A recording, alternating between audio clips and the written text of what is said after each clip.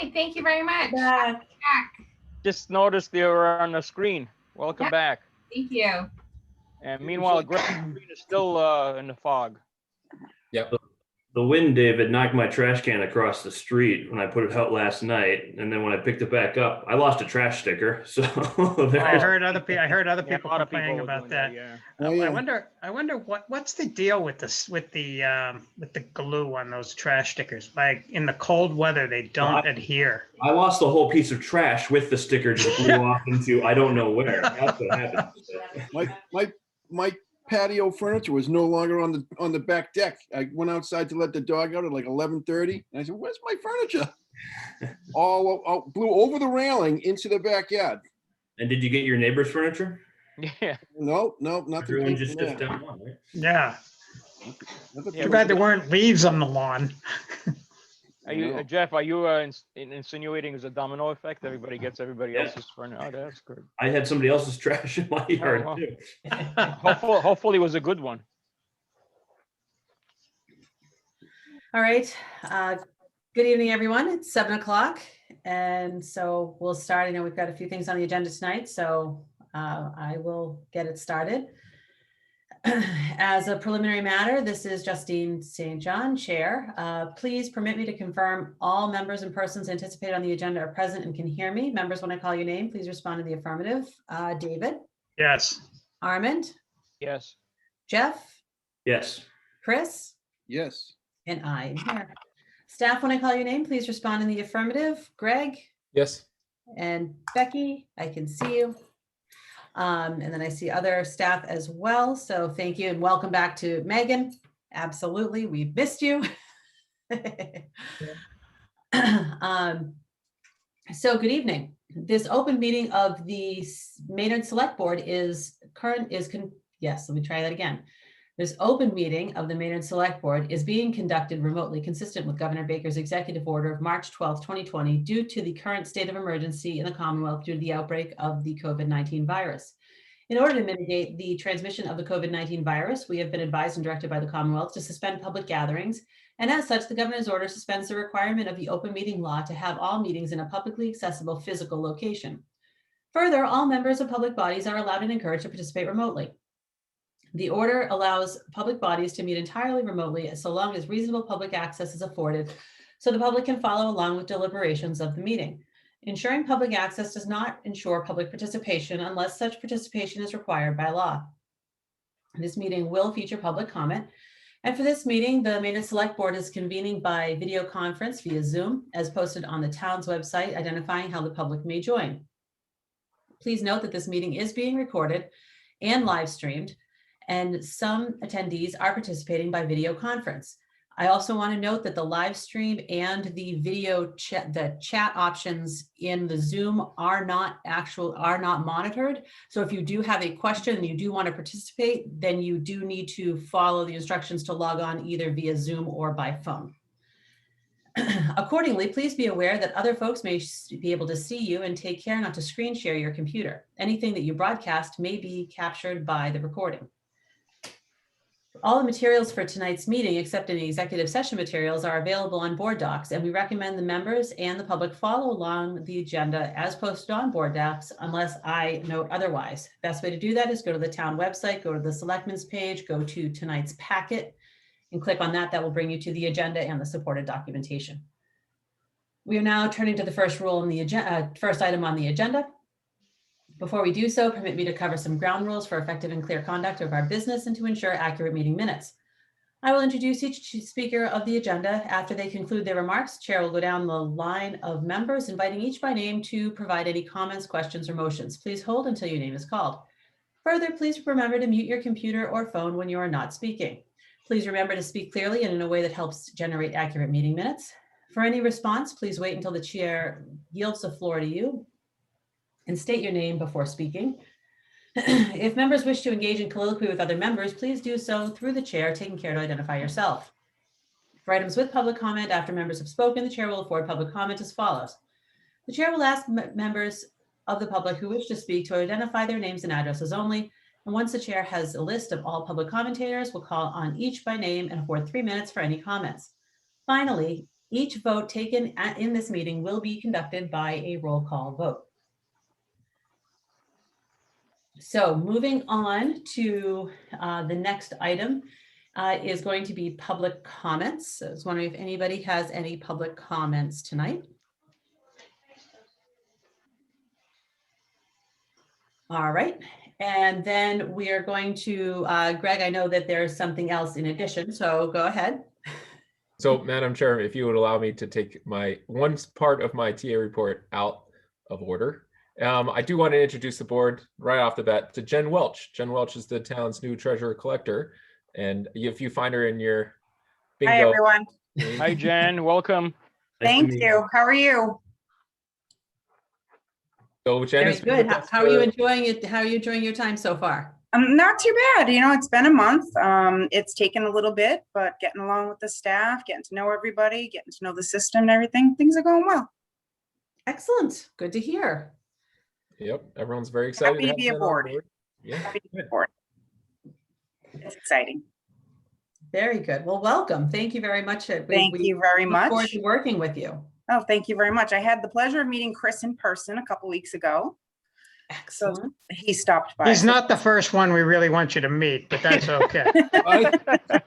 Let's set the bar low. So that was nice. COVID makes things totally different, doesn't it? Yes, it Yes, does. it Yeah, does. it does. But we're Absolutely. all adjusting good. So Was he bringing a check when he came to see you? I wasn't paying attention. Brought my friend Oh, flowers. flowers. That's right. Oh, that's flowers. nice. Brought my He was girlfriend supposed to flowers. bring me flowers though, since I was new, but I think he missed that memo. Yeah, yeah. Well, thank you very much, guys. It's a pleasure to meet all of you, and I hope to see eventually you in person at one point. Absolutely. I'm sure Well, we Thank will. good luck. Thank you very much. Bye. Bye. And Have a great night. You too. Great. Bye-bye. Greg, did you have anything else you wanted to add to our Nope. little? Nope. All right. Thanks for joining us, Jen. Good to see you. All right. So then we'll go on to the next item, which is the acceptance of minutes. And do I have a motion for the first one? I move to accept and approve the meeting minutes of February 16, 2021, as shown, authorizing use of digital signature if approved. Do I have a second? second, All right. Thank you. And any discussion regarding the minutes? No? All right. All in favor? Chris? yes, Jeff? Yes. yes. Armand? Yes. And David? Yes. And I am a yes also.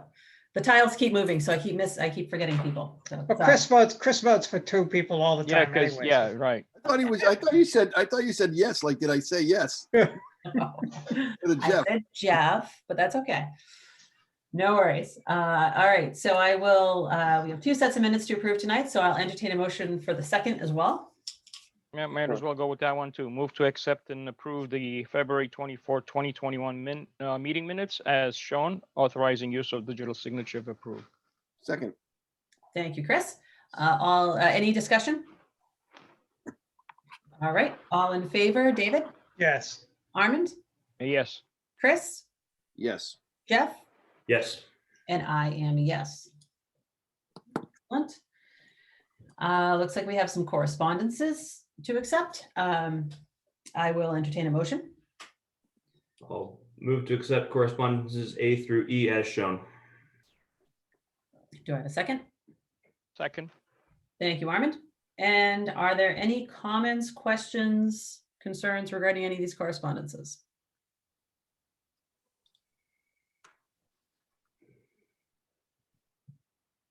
All right. I do want to make note that one of the correspondences, item C, is the parchment name change to select board. So that is now official. You notice that I am going to try to change it to select board every time I speak, but sometimes I may forget. But I think that, it was a long time coming. And so I'm proud that the town is moving it forward and has moved it forward. And now it is official. Yeah, big time. Anyone else have any? All right, all in favor, David, Yes. Armand, Yes. Chris, Yes. Jeff, Yes. and I am a yes. All right, next we're going to move on to a consent agenda item, and I will recommend a motion. I will entertain a motion. I'll move to approve the consent item as presented, contingent upon adherence to all federal, state, and local public health and safety guidelines, and authorize the use of digital signatures if approved. Second. Thank you, Armand. All right, Greg. That's me. So this is this traditional. This is what the summertime baseball league is going through. Although, if I recall correctly, there is a new lead applicant who actually I think I saw was Mr. Scully, I believe, is representing this evening. But for the most part, this is the same. It's the baseball season, so we're gonna do Crow Park, and it's all good. And I hopefully it's a successful season this year. But if you have questions for Mr. Scully, and we've been sharing with him all the COVID regulations as they come along. Great. I think that does anyone else have questions or comments for Mr. Scully or moving forward? I just had good evening, Ken. Yeah, how are you doing? Good. How are you? Great. Thanks for having me on tonight. Absolutely. Much. So it sounds like from what I see in the letter, it looks like AVLL is working also with the Babe Ruth Recreational League as well, correct? So what happened recently, Mike Chambers recently, he had retired.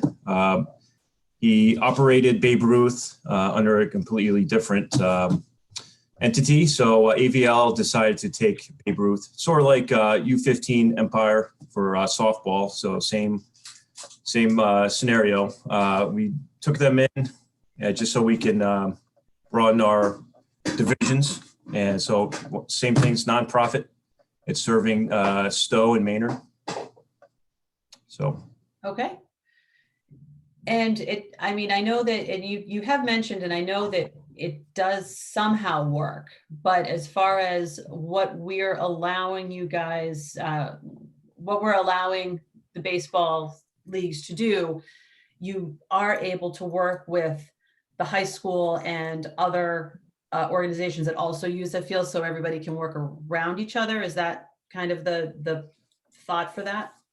Yes, we have a really good working relationship with the high school and other users as well. So we before the season starts, we typically send out a notice, checking their schedules, their field usage. So I'm not sure if there's a middle school team this year. They usually play right after school, and we don't really conflict with them, whether it's practices or games. So. Okay. Anyone else have any questions? All right. Then all in favor, David, Yes. Armand, Yes. Chris, Yes. Jeff, Yes. and I am a yes. Have Thank fun, you very Ken. much. Good luck. Yep. Thank you so much. Take care. All right, excuse me, moving on to item number 5, the housing choice designation. I will entertain a motion.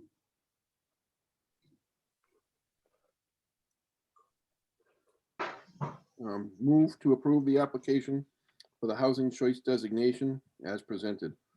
Authorize the use of digital signatures if approved. Sorry, Chris. Second. Thank you, Jeff. All right, Greg or Megan? Well, I think also Bill Nemser is here to also represent it, but Oh, excellent. Sorry. Yes. no, it's okay. Bill, what do you think? Can you speak to why we recommend we approve the board approves being a housing choice designation? Sure. The overreaching view of this is to address the issue of housing costs in Massachusetts, which are some of the highest in the nations. There's been a number of incentives that the Commonwealth has put out trying to ensure that communities provide a certain amount of primarily multifamily housing. Now there's a program that we can apply for annually it's called the Housing Choice Initiative. And if we are a member of it, we can qualify exclusively for certain capital grants through the state, such as Mass Works, things like this. So we get a leg up because of it. We also get what they call bonus points when we're applying for some other programs that the Commonwealth offers. So far as why we qualify for it, we've already qualified because we've produced a certain amount of housing over the last several years. So there's really not a downside to it. Probably it will be very instrumental in leveraging grants that we will be looking at down the road. And I think that's basically it, but if there's any other questions, I'll try to answer. Okay. Bill, question. You mentioned affordability. So is there any coordination necessary with the Housing Trust? And is any of the grants that are available something that the trust would have to coordinate with the town in order to get, on board, so to say? I think depending on the program, they could, it would open up some new potential programs for the trust. Have you spoken to the chair of the trust at all relative to this, so that we can then have it on our agenda as at the trust, so that we can talk about potential ways to leverage it? Only in that he has reviewed the application as we send it in.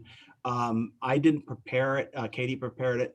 So she may have spoken to him, but I have not personally. Okay. I do know that he's aware of it, and it certainly is something that I would anticipate a fair amount of coordination with because of the benefits of the program. Yeah, we're meeting next Monday, so I will try to bring this up during general conversation to assure that at least it's on the radar, and then possibly get it onto an agenda to have a formal presentation, brief on what it's all about and how we as a trust can work with that program.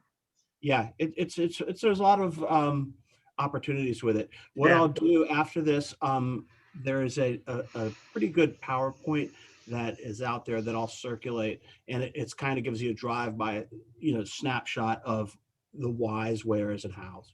But Great. It's a really neat program. Bill, Thank can you give a quick overview on the types of grants that this would make us eligible for? Well, some of the, let's see, Mass Works, as I mentioned, Complete Streets, MassDOT has capital programs that we could qualify for. Park grants, which are Katie has I think she's preparing one right now, a park grant, or is going to be. So it basically gives you a leg up on other communities for these. It also, in some cases, gives you, you're the only housing choice communities can apply for these grants. But, and then there's also technical assistance grants, which we've been doing real well on anyway, but it would give us another option to secure some more housing and support. The MassWorks stuff is really helpful for, infrastructure stuff. And the more we can get ourselves into that, no pun intended, but maybe it is, pipeline, the better off we are for being able to make some progress with our issues. So yes, and Selectman Gavin's correct. We've been working kind of behind the scenes somewhat to try to get ourselves positioned with Justin at DPW, OMS, and so trying to just get all our ducks in a row so that when we do have the opportunity to apply for these grants, which are significant, we're in the best position possible. And Bill, we have upcoming meeting, right, on the 11th. Is that part of that, the housing production report that's going to be coming out? I don't know if that's on the agenda. I think that's a pretty packed agenda already with it. That was Housing Choice Committee, I believe, was one of the original, or is in, I think it's in the master plan, explore the options for it. But it certainly will be on the agenda coming up with one of the housing production plan update meetings. Okay. Bill, I had a related question to housing affordability and specifically from the senior community about accessory dwelling units. I know we have rules on that, but I'm not sure if we know to what extent they're used. To some extent, it looked somewhat restrictive. So do you know if those that zoning laws is being taken advantage of at all? Well, accessory dwelling units are handled different in different communities. In Maynard, they're still by special permit of the planning board. There's been discussion that they should be loosened up to where they're by right. And that tends to be something you really want to work your way through the pros and cons of. The restrictions currently on an affordable, on a accessory dwelling unit require that the occupant be a family member, that there's a size limitation based on the square footage of the primary unit, things like that. If the danger was always considered, if they're not renewed frequently, have you all of a sudden, you have to be careful with your neighborhoods because you can end up with an unintended consequence. On the other hand, it's very practical and at the top of the affordable housing toolbox, as we say, and it's in our housing production plan to re-examine it. And I do think that it will be something we'll look at over the next year, but it'll be something where we want to really have a lot of input, hearings, and to make sure we do it so it does what it's intended to do and doesn't end up with things that we didn't anticipate. And so in its current state, is it being used? Not a lot. There's a lot out there that were done. Well, gee whiz, before I got here. I mean, I don't think since I've been here, I don't think I've done one here. And I mean, it seems to me like it's going to be something there's more and more demand for, specifically for the reason of, people taking care of a relative or whatever the case may be. But it's definitely one of the goals of the housing production plan update that we're doing to look at it and re-examine it. That's a good question, though. And matter of fact, it was a discussion today at the Magic MAPC meeting was about accessory dwelling units a bit. Thank you. Anyone else have any other questions? All right. Thanks, Bill. All right. So all in favor of approving the application? Chris? Yes. Jeff? Yes. Armand? Yes. David? Yes. And I am a yes. Thank you. Thank you.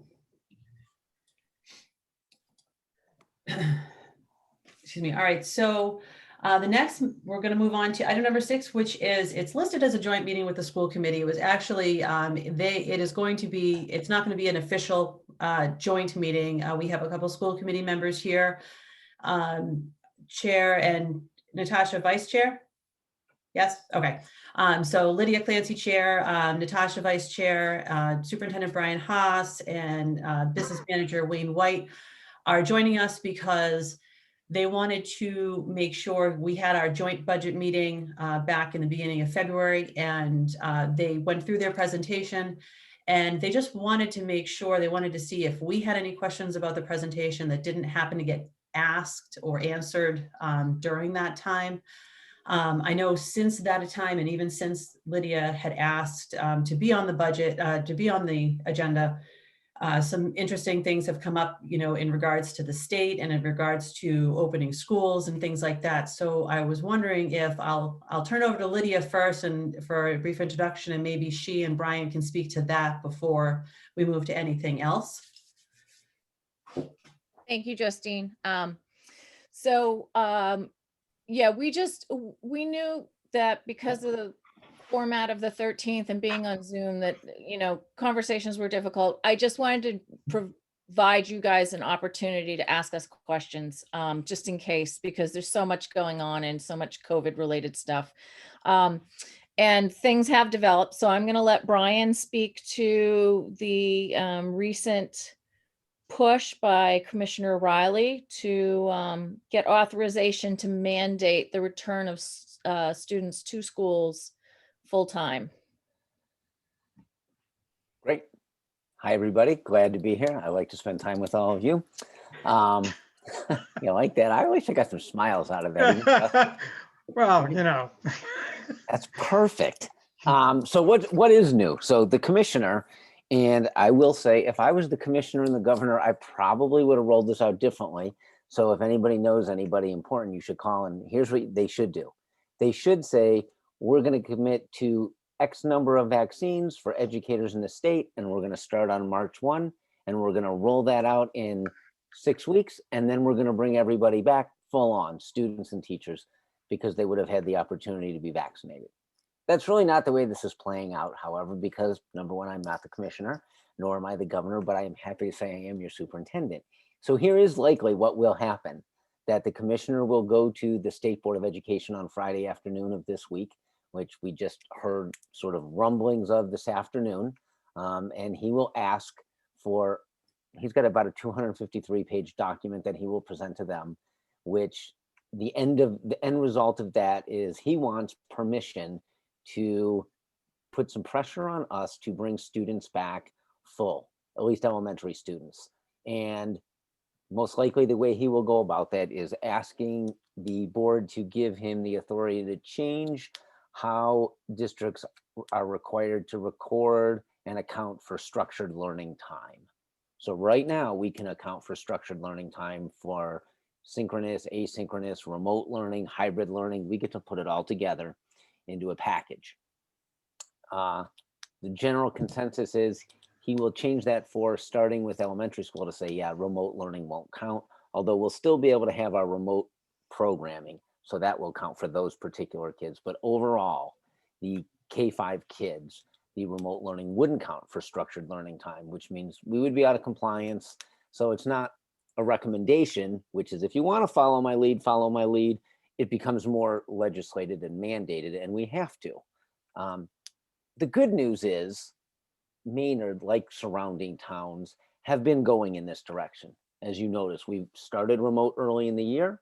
We quickly went to hybrid, and we've been safe, and we have our physical distancing, our mask wearing, our cleaning and safety protocols. We haven't had to go back. So we've been open hybrid, since really October, November.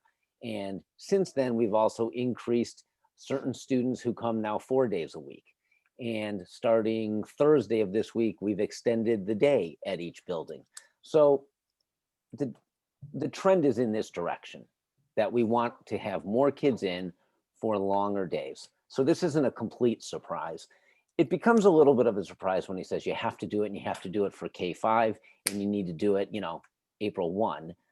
So what does that mean for us? So, and we have things that we have to do. We'll spend some of our grant money, and we'll spend it a little bit more quickly than maybe we would have anticipated, because we'll need to buy desks. We'll need to buy a storage container, because we'll need to do some reconfiguration in the next month to allow for those kids to come back in a safe way, honestly, in less than 6 feet. It'll be somewhere in that 3 to 6 range. Just to be clear though, and this sometimes it gets lost, when we say bring back all students, we're not bringing back all students. And I say that because we have about 20% of our student population that is in a remote model, and they would prefer to stay in a remote model. Now we will resurvey this month in March, in the next week, to make sure that remains accurate. But we have about 120 or so students at each building who are in a complete remote program. And from what I've heard from most parents at this point, if they're in that program, they've built their family schedule around that. If their kids are doing well, they will most likely stay in that because they feel that is safest and best for their families at this time. And we will continue to stand up that programming through this year. So all really isn't 100%, just so we're clear about that, because if all is all, we'd have a bigger issue. Like, Uh-oh, he froze. Oh, to no. get to, Oh. We lost a few words there, Yeah, Brian. you Oh. froze for like 20 seconds. wow, so should I start all over? No, I'm just kidding. Have a long meeting. I will not take much more of your time. The lift, did you get all is not all? I think you Yes. must have said how you balance the budget, and we missed all that part, right? Okay, so we're spending some of our, oh yeah, the budget. Yes, Natasha. We Nice balance going, it. Natasha. Anyway, we know what the lift is. The principals, the administrative team are working hard to create the schedules and the lunches. And so it's got a lot of moving parts. So some of the moving parts that we're dealing with this month to get to that April, and we're planning as if he's going to get the vote that he needs. Because realistically, we want to bring more kids back anyway. So this is good for students. It's good for families. We're just trying to get there. We want to transition there, but we're working with transportation. We're working with food service. We're working with, and we'll, eventually reach out with families and let them know where we're going and how this is rolling out. That's the newest, most updated information that literally started last week. And we expect it'll probably be around 6 o'clock on a Friday night when the commissioner's memo comes out, which says, yes, I've done this and this is what you need to do to be in compliance. It's not as bad as it sounds. We're excited in some sense. Like I started, I think we would feel better if the vaccines were underway and all teachers had the opportunity to be vaccinated before we did that. We're not gonna, I don't think we'll be in a position to wait until that happens. Just if how they rolled out the 75 and older and the 65 and older and the comorbidities, if they use the same platform for teachers, it won't be a smooth rollout. So Brian, if I understand your comment, and if you're not done, I'm continue. done. No, you please. The requirements for, and you said all doesn't really mean all. The requirements are, is it in essence, does it say the district has to be prepared to welcome back any students who want to come back full time versus students are required by law to be back in school as they would under normal circumstances or whatever. So in other words, you said people who might want to remain remote still will have that choice. That's correct. But they'll still be eligible to be promoted and everything else. The state won't say they didn't appropriately attend their number of hours and everything else. So you are correct. What you're saying, David, what you said is accurate. They will be allowed to, their hours will count. It's a little bit of a conundrum in terms of what the commissioner is saying will and won't count. But he's been consistent that students who are full remote and want to remain remote will be able to this year. And it won't be held against us, nor will it be that all students have to come back. So it is what you described. And one of the things that you mentioned, and you said that one of the things you might have to purchase is desks. Don't we already have the desks just put aside? So funny, what's happened in Maynard, it is not unique to Maynard. Many districts at different grades and for different reasons went from desks to tables. That was kind of what was in vogue at the time. When you walk through our schools, you'll see rooms that have desks and it's no problem. You will see other rooms that have tables that aren't, in a normal year, you could put 2 kids at the table and that's fine. They may be shoulder to shoulder. In a pandemic, we wouldn't want to put them that close together. So we would in fact have to buy desks for certain classrooms at this point. Not an entire building by any stretch. It's a few classrooms here and there within the elementary school at this point. What policies or procedures are in place if a staff member or a student tests positive for COVID? And how do we know if that situation arises? Or is it possible a student or staff member could test positive and it wouldn't come to the attention of people who've been in contact with that person? No, so that's a great question. And it is not possible that nobody would know because it goes through a confidential state system, Maven, that I don't have access to, but Kathy Castle does and Kelly does. So those people know, and they actually are the ones who reach out to the families of close contacts. So there's sort of like 2 separate systems, if you will, whether it's a student or adult within the community. And if it's a teacher who lives in a different community, then it would be the Board of Health where that teacher lives who would contact people. So really the boards of health in all the towns of Massachusetts have really taken on the burden of that. That requires the self-reporting to the contact tracing of the student or the staff member though. So if you don't have full compliance with that individual. No, so when you get tested at, say, the doctor's office, wherever you go to the doctor, they give you a test, it comes back positive or negative. That's information. So I don't self-report that. So like if I were to go to the doctor, that Right, information. but they can choose not to answer the contact tracers if and this happens, and so you. Okay, I see your question. I misunderstood. You don't get to the next level of the people who might have been in contact with that, and especially if we're talking about within 6 feet. Yes, please, Lydia. So I think it's Kelly or maybe it's Kathy. They have the seating charts and class lists. Okay. For everyone, so they know if they get told that a certain teacher or certain student is testing positive, then they know automatically who is in that class who could have been a close contact. Okay.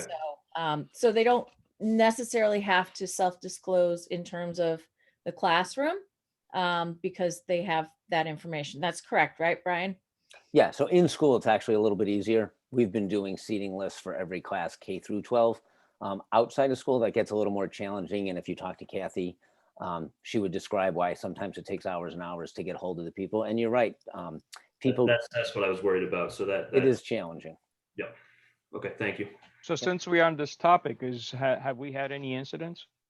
In terms of have students or staff or community? Yeah. Absolutely. We've had students and staff over the course of the year. But on a positive note, I would say it's been very minimal. So two positive things out of that is, in the last several weeks, the few cases that have come up positive have all been remote students, which means it isn't coming to the schools, from the schools or anything like that. And the other thing that is true is that we have had no transmissions in school.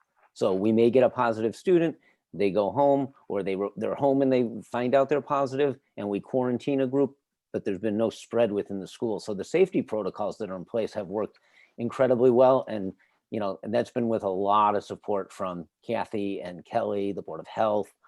It's really been very much a team approach in Maynard, and they have been, superstars for the entire academic year so far. That's a key metric. So yeah, good news. Excellent. So, go ahead. Natasha? Yeah, I just wanted to also, I know this is kind of breaking news this in the past maybe hour or so, but the president had, I think next week is gonna prioritize teacher vaccinations as well. So there is something that may be coming down the pike, might hear more from just reading from the news, if anyone wants to have a peek at it, but basically, and also ensuring that their supply meets that. So we'll see how it plays out, but it does seem like the expectation is that teachers should be prioritized for vaccination. So we may hear more about that. But Natasha, to Brian's point, I think in some states, the governors have made that point, and unfortunately, it didn't happen here. No, 30 states. 30 states have prioritized teachers already for vaccine. I'm from Louisiana, which I would have to say is probably far behind education than Massachusetts in many ways. And I was quite surprised to learn that they have also prioritized teacher vaccinations weeks ago. So I was surprised, but I'm glad to hear that at least that 20 states, and Massachusetts is still within those 20, will have an opportunity to move ahead, hopefully soon. Great. So anyone else have any other questions along those guidelines regarding what Brian had to say about COVID or about coming back and that kind of information? The purchase of the desks that you mentioned, would that be something that'd be eligible for CARES funding? Yes, 100% accurate. Good. And then, okay, so, and what we're not going to go through the budget presentation because we've already gone through it back in, back in the beginning of February. But again, so this was kind of that jumping off point. If anyone has any questions about the presentation, or if they, you know, if they have any questions for Natasha or Lydia or Brian or Wayne, that is what they are here for tonight. So does anybody have anything to start us off? Well, I want to ask a question to either anybody. Is there anything that you are thinking, or you have any concerns about that you want to share with us? Let's start there. Regarding the budget? Yep. No, I think when Justine and Greg and Brian and I met on Monday, one of the things, you know, that we talked about was the fact that the budget is what the budget is, right? And with more money, we obviously can do more things, but with the amount that has been allotted, there's a certain amount that we can provide. And I think we just wanted to try to illustrate what that's going to look like. And just so that people are prepared for, you know, when they say, well, why didn't you do this? And we can say, well, because this is what was allotted to us, and this is what we can provide with that amount. Had we been given this much, we could have done this. And had we been given this much, we could have done that. And so, you know, and Brian will say, you know, the schools, we will make do with what we've been given. It's not like we're going to beg for more money. We know the budget is what the budget is. But with that, people need to also understand that we will then be limited in what we can provide next year. I have a second question, and I don't know whether or not when you got together with Justine, whether or not that was brought up. How often do you guys make comparison to towns that are similar to us in size, and also in how much money is allocated per pupil, to see the difference in the results? Meaning, let's say if you compare yourself to a town like Littleton, that's very population-wise is similar to us, and they're spending less money per pupil and we're spending more money per pupil, their results are better than ours. And why is that? And do you guys look at that to see the comparison, and how can we, okay. Absolutely, we do. And I can let Brian speak to that. Yeah, we absolutely do look at all those comparisons. We typically, to your point, Armin, we don't spend a lot of time comparing ourselves to, say, Acton and Concord, just because they're not all that similar to us in size and economics. But we do look at the Littletons, and actually the Department of Education has a lot of resources to help us do that. So not only geographically, but they provide, they have a system, Radar, where they compare us and they give us lists of school systems that are similar to us. Sometimes it's socioeconomically, sometimes it's population wise, sometimes it's, you know, outcome based. But so to answer your question, we constantly look at that and trying to identify, you know, what can we do differently? Because at the end of the day, we want what you said, which is we want the best results for our students. Yeah, and the other thing is, and something that I've been having discussions with others, obviously we're a small district, we're a small town, so it's very hard for us to compete with our surrounding towns, to your point, Brian. So how is it that we could be different? We could be unique as a school district. What is it that we could offer that we could be different? We don't have to be like, you know, the Actons and the Concords and the Sudburys. And what can we do that we could offer to be different? And you know, some of the things to think outside the box. Is there a way for us to think, where can we become a school where, let's say, art is becoming a focus, or music is becoming a focus? And we have WAVM obviously is a huge asset to us. So can we become, you know, and I hate to use the word, you know, a hybrid of a vocational type of a school, and or offer those type of, you know, a subject that we could attract for that, and then we become unique, we become different, and then it's very, you know, you can't compare us to anybody else because we're different. We're going to be different as a unique type of school district. It's just a point.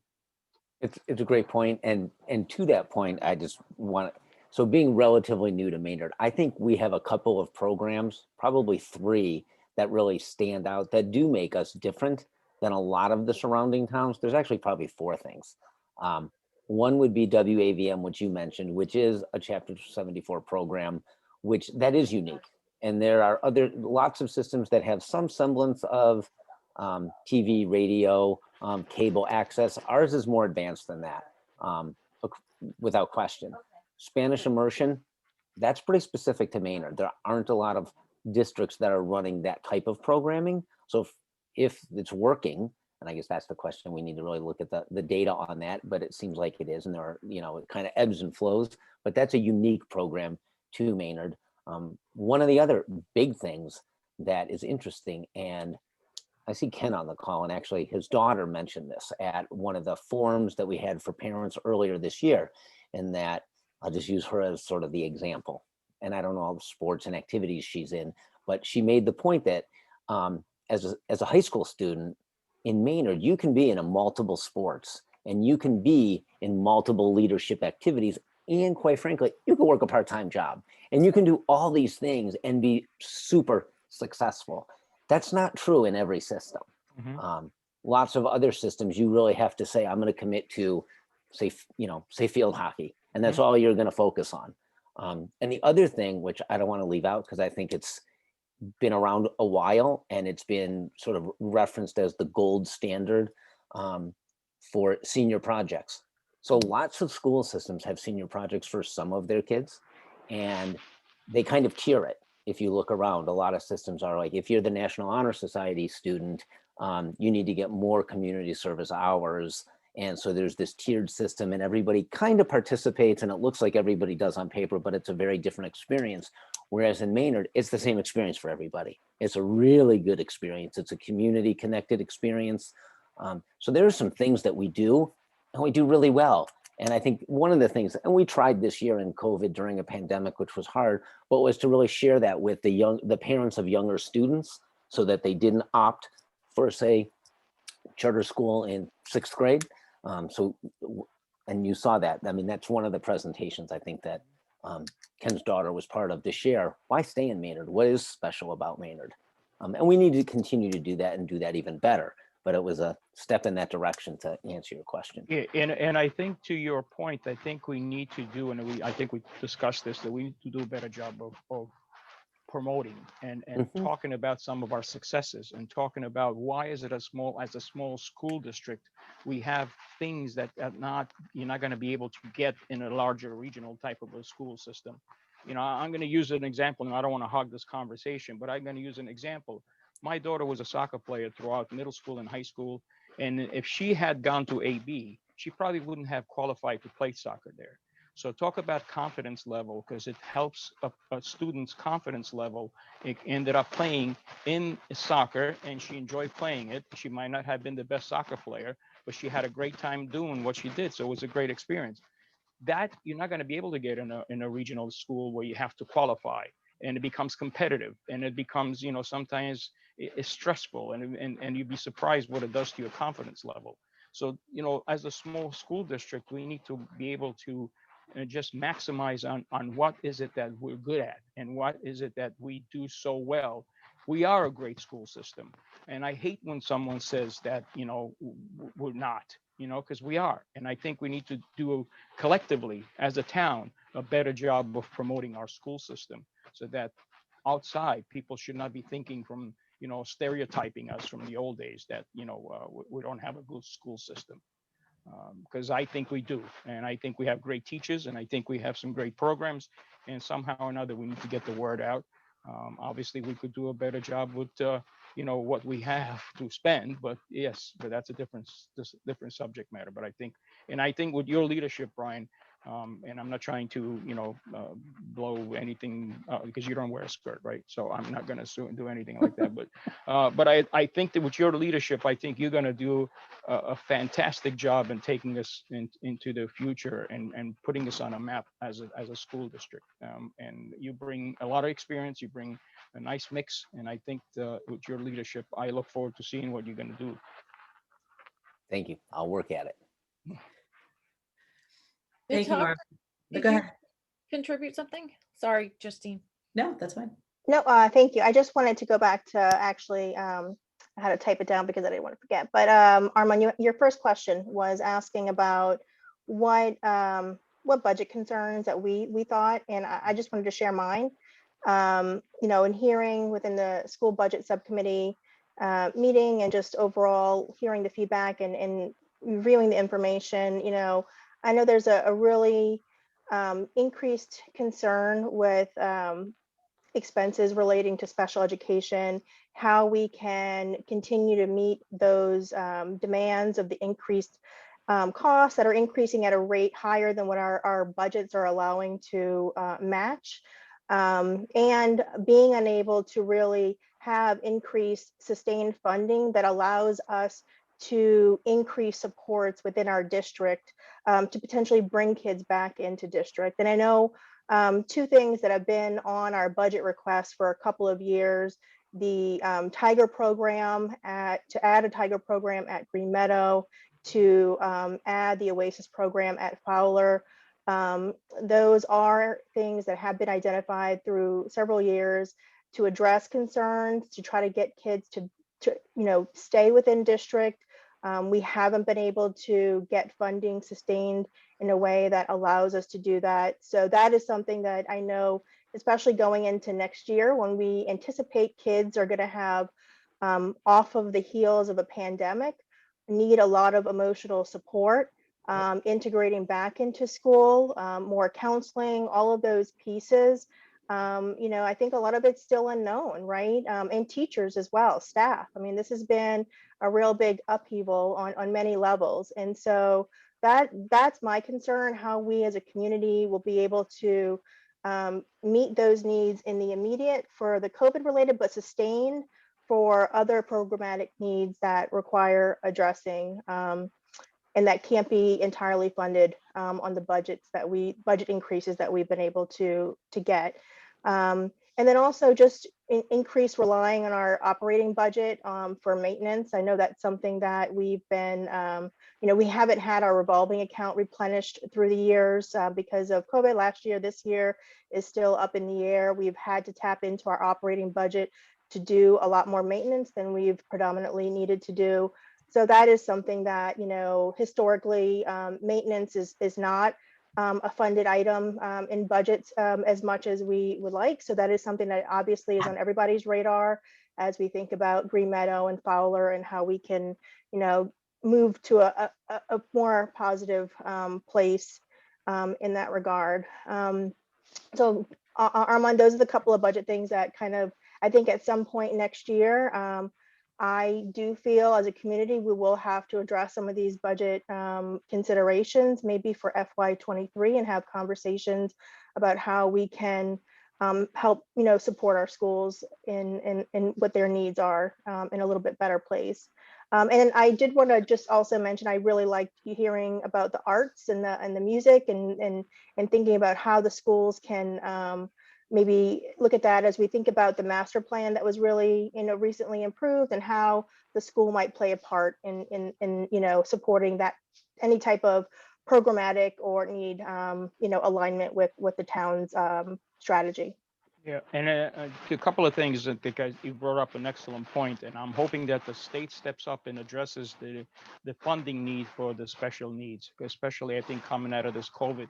To your point, you're going to have a lot of students that are going to have mental health issues, and I'm hoping that there's some money that's going to be allocated from the state level, and somehow or another we need to put some kind of a pressure on our representatives, on our senators, to be able to go to the state and start thinking about the funding for special needs, because we cannot keep up with that. This cannot be maintained from a small town budget standpoint. The state needs to step up, and they need to start, thinking about what it does to a district like ours, how it affects, from a budgetary standpoint.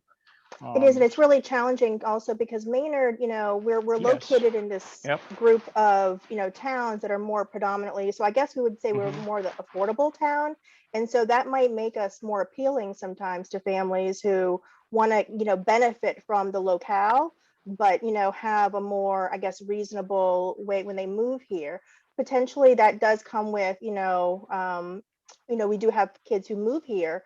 who have IEPs and, you know, which we're required to support. So ultimately, these are not choices that we can, they're legal obligations. And so we just need to be a little bit more thoughtful in how we're, you know, able to support those kids. Yeah, good point. And then in regards to just skipping back to a little bit to the arts part of it, and I know that Jerry Beckett was going to reach out to Brian to have some conversations there, how they could collaborate or work from a standpoint of, you know, maybe Art Space could donate or contribute to that part and bringing some of the arts to the school system somehow or another. So we have that, you know, also a big asset in our town that we should be able to capitalize on, and the school could be able to partner up with them because he's done that in other towns. So I think we should take advantage of that somehow.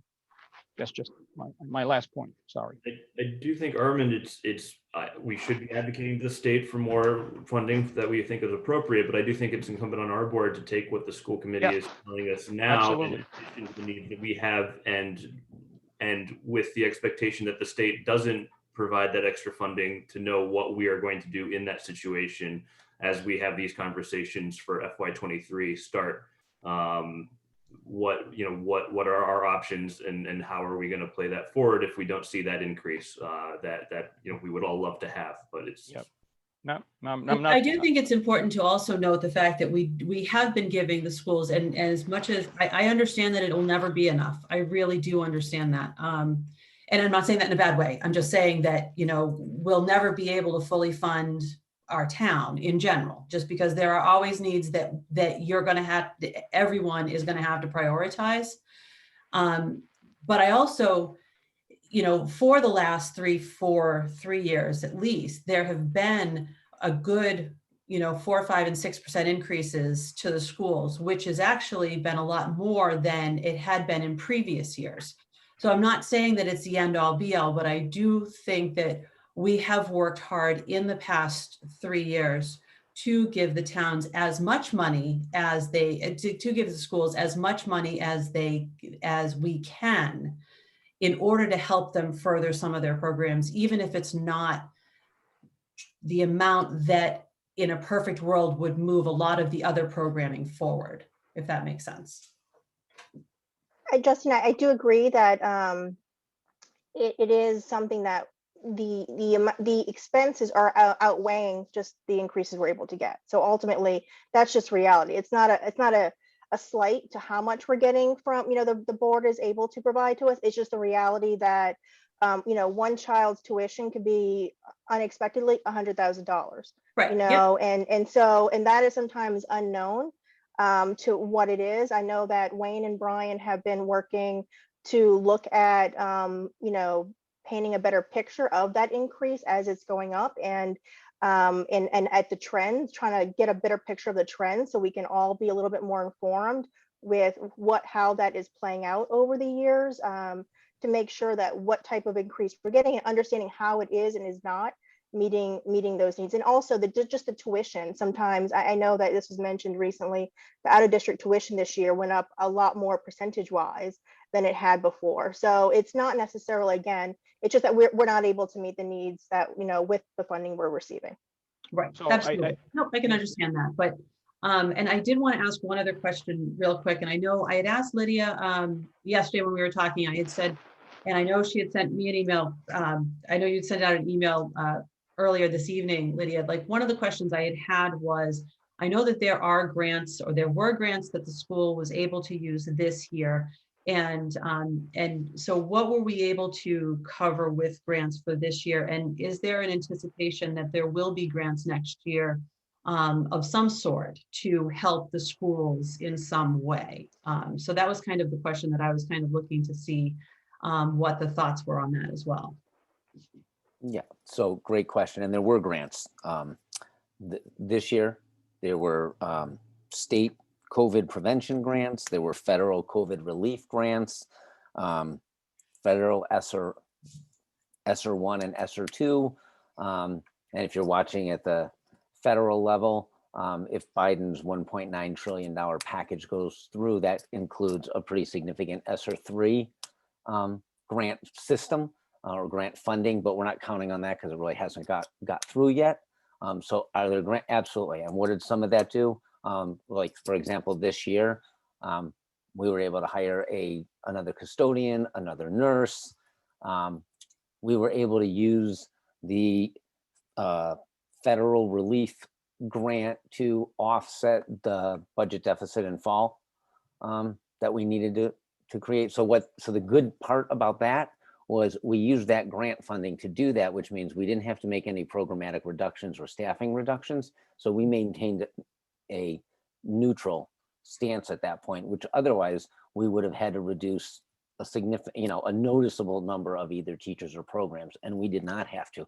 But it also meant that then we were limited, we spent that money that way, so we weren't able to spend it, later this year or in other ways. The ESSER 1, ESSER 2 money, and potentially ESSER 3, that's grant money that they have allocated, and we look at, so how can we spend that, in summer for summer programming? We know that there will be kids that because of the whole year, there'll be gaps. So we're looking at how can we create summer programming for students who need that. Next year, do we need another guidance counselor? Because we know we're gonna have kids coming back, and it'll be traumatic coming back to school when you've been remote for an entire year. Whether it's another special education teacher to help, or a literacy coordinator. So that's sort of where those grants are allocated. And I don't know if Wayne wants to, because he's here, I don't want to make him feel like he wasted his time. If he wants to chime in and talk a little more about grants, that is absolutely his wheelhouse there. Yeah, well, thank you, Brian. I think you have captured most of it, but the grants have been used to offset those extraordinary expenses as a result of the COVID virus and us having to go remote. Like Brian said, you need extra counselors that you ordinarily would not have needed. That would have had to come out of the operating budget, and we'd have to cut somewhere. We haven't had to do that. Like Brian's talking about now, bringing more people back, but you still have to distance, the purchase of additional desks, those types of things that in just the normal operation, because of the guidelines that we're under because of COVID, we have to do these extraordinary things. And so the grants are very helpful in those areas. And I think Natasha did a very good job of talking about our other expenses that she's concerned about. And I just want to say that there are two different types of expenses. The COVID expenses obviously are extraordinary, and we are getting some funding to help with those. The types of things that Natasha is talking about are independent of COVID, that even under normal circumstances, we would still have this issue of our expenses outstripping our funding. And this is in every district in the Commonwealth. This is not unique to Maynard. And unfortunately, at its foundation it's an unfunded mandate. The state says, you have to pay this, but yet they don't give you adequate funding to support it. And in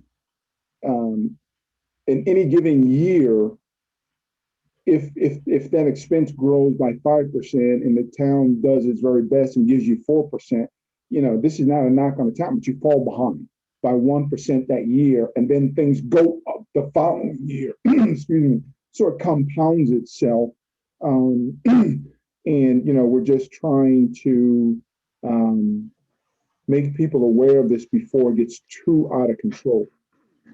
So I think I saw a knowing grin on Justin's face when you said the words on unfunded mandate. But what if, I'm sure I could ask for what's driving these expenses. There's going to be a whole list. What are, say, the top 2 or 3 big drivers, non-COVID, but the kind of 5-year continual? What are the summary of those big drivers that are leading to these cost increases? Sure, special needs. Yeah, I heard it. Somebody said it before. Special needs. Yeah, special needs. I was. Historically, it has been, and that's number 1, and 2 or 3 are small compared to that, or is that the top of a bigger list and their number 2 and 3 are fairly comparable as well? I'm sorry, I didn't hear, what was number one? I think special needs was number one, and I think 2 and 3 also the charter school. Those are some assessments that are, and I know those are things that the district is trying to address with the pathways, building up programmatic in district. So those are not special ed related. They're not COVID related specifically, but you know, literacy, you know, that has been identified as an area. You know, so there are elements that are trying to be addressed. It all obviously requires funding to do that, and it has been.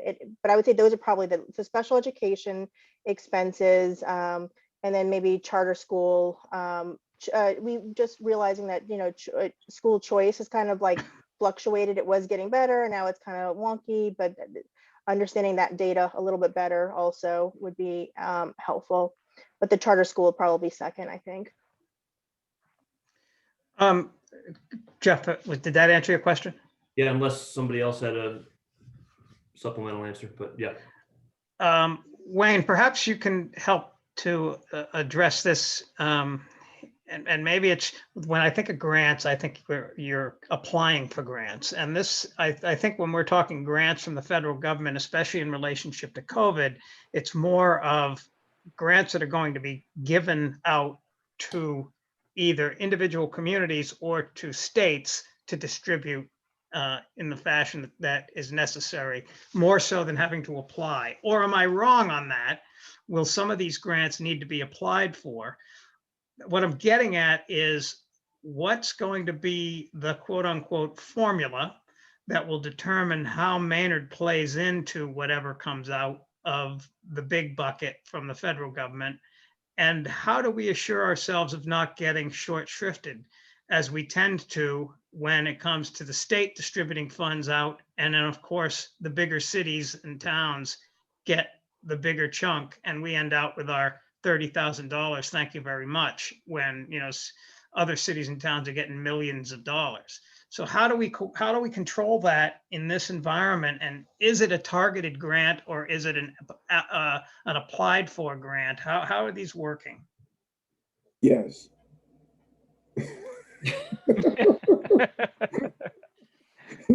I like that.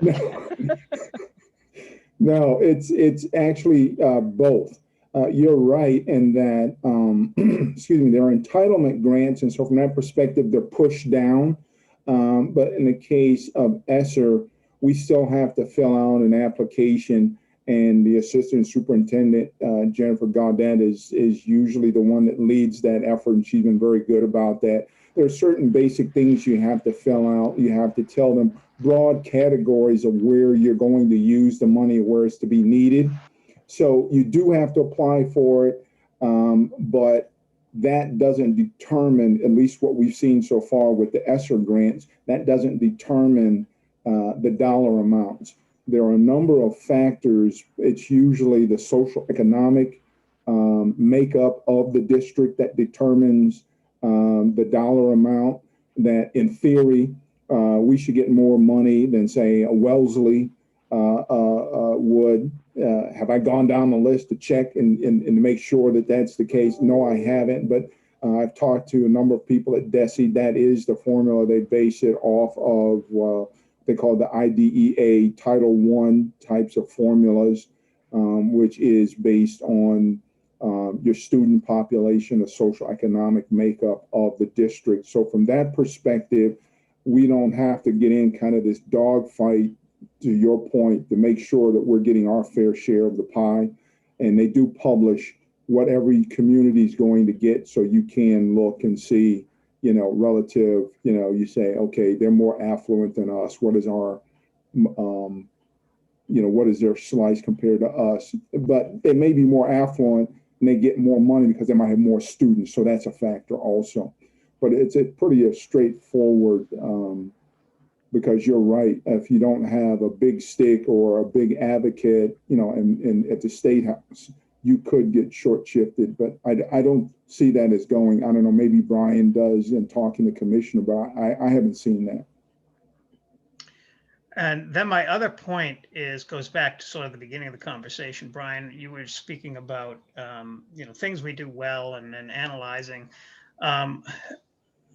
some of the stuff that we do, I question, and I don't have the answer because I haven't done any analysis on it myself, but I wonder if we're spending money and not getting bang for the spending of the money. So I guess the point is, what type of analysis is going on to see, for example, and you can throw out any one of the programs that you spoke about, but let's talk about the one that gets the biggest attention when people start talking about anything, is Spanish immersion. How do we know for certain that at the end of the day, the Spanish immersion program benefits the school system as a whole and benefits the majority of the students as a whole, and is actually giving us our bang for our buck as a community, not necessarily as an individual student who goes through the program and is selected through the lottery and whatever, but as an entire school district for the 1,200 kids that are in the district. How do we know that program benefits us as a whole? It's a great question, and I don't know that this is the year that we've done as much analysis as we typically would have. We've really been focused on staying open and COVID. And to your point, does that program impact 1,300 kids? Probably not.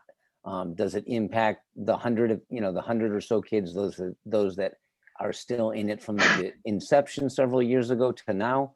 Absolutely. Is it part of what makes Maynard? So is every kid going to benefit from every program? Probably not. Not every kid necessarily benefits from WAVM, but for those that are involved, it certainly benefits them. And to your point, we want to create programs that have the biggest bang for the buck, as you say, and they impact the most amount of students. But overall, they become pieces of the program that are part of the school system in the town.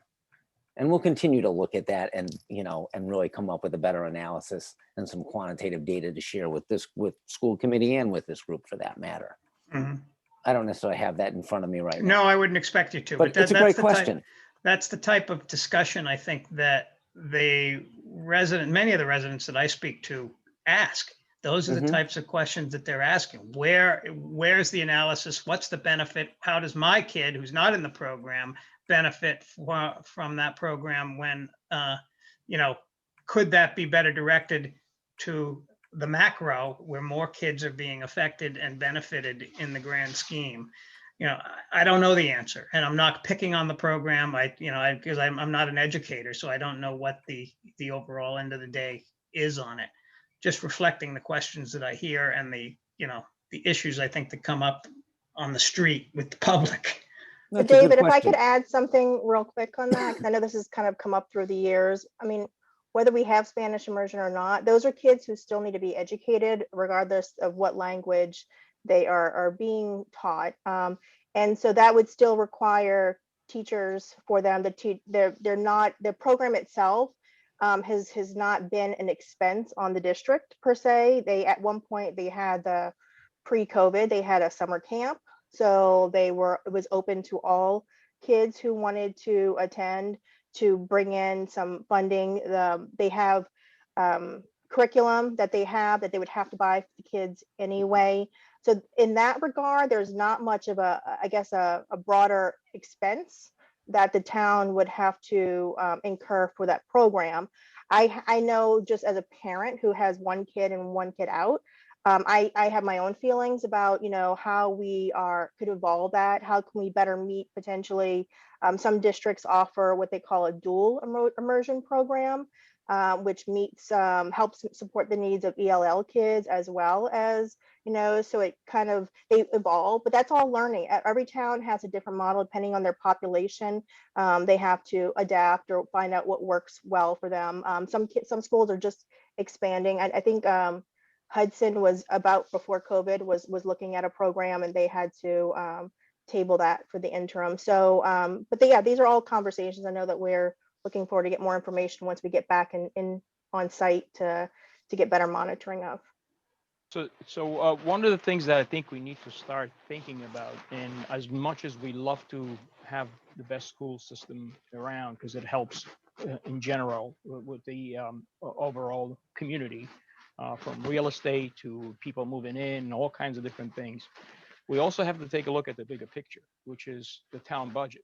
And I think that it's, for us, as much as we want to talk about how, it affects the schools, but we should also think about how it affects the town in general. So we got to look at the bigger picture, and from a standpoint of, can we sustain, at the rate we're going right now from a town perspective with the budget?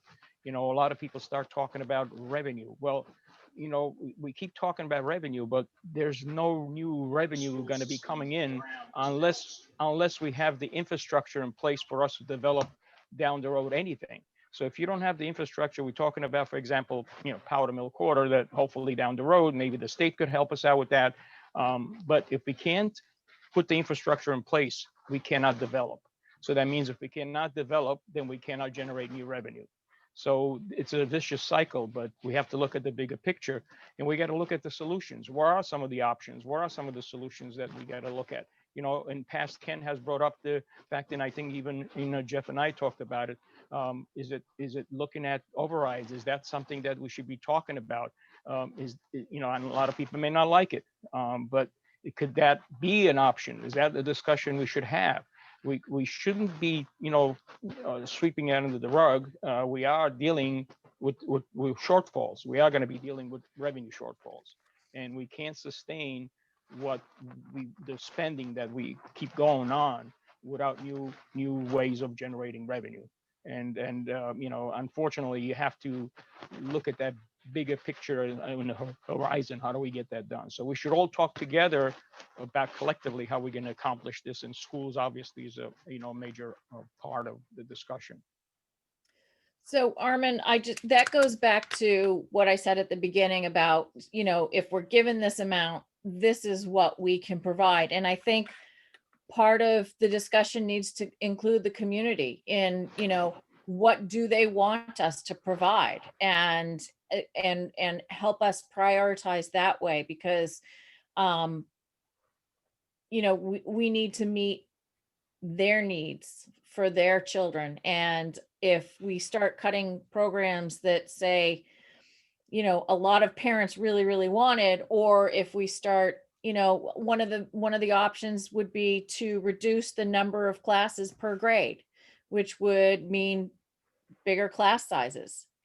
And are parents going to be okay with that if we do that? Because yes, that will save us money, but then are we going to hear from parents saying, my kid doesn't get a chance to speak in class because there are 26 kids in their class now, whereas before there was 18, that sort of thing. So we need to understand what the community's priorities are in terms of what they want us to provide and what they're willing to live with if we can't provide everything that they want.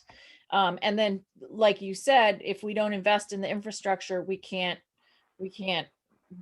build and generate more revenue. Well, if we don't invest in new programs to bring kids back from out of district, then we're just going to keep throwing money to out of district placements. So, I mean, we're sort of in a similar position that and I totally get that our infrastructure needs a lot of money and a lot of investment, right?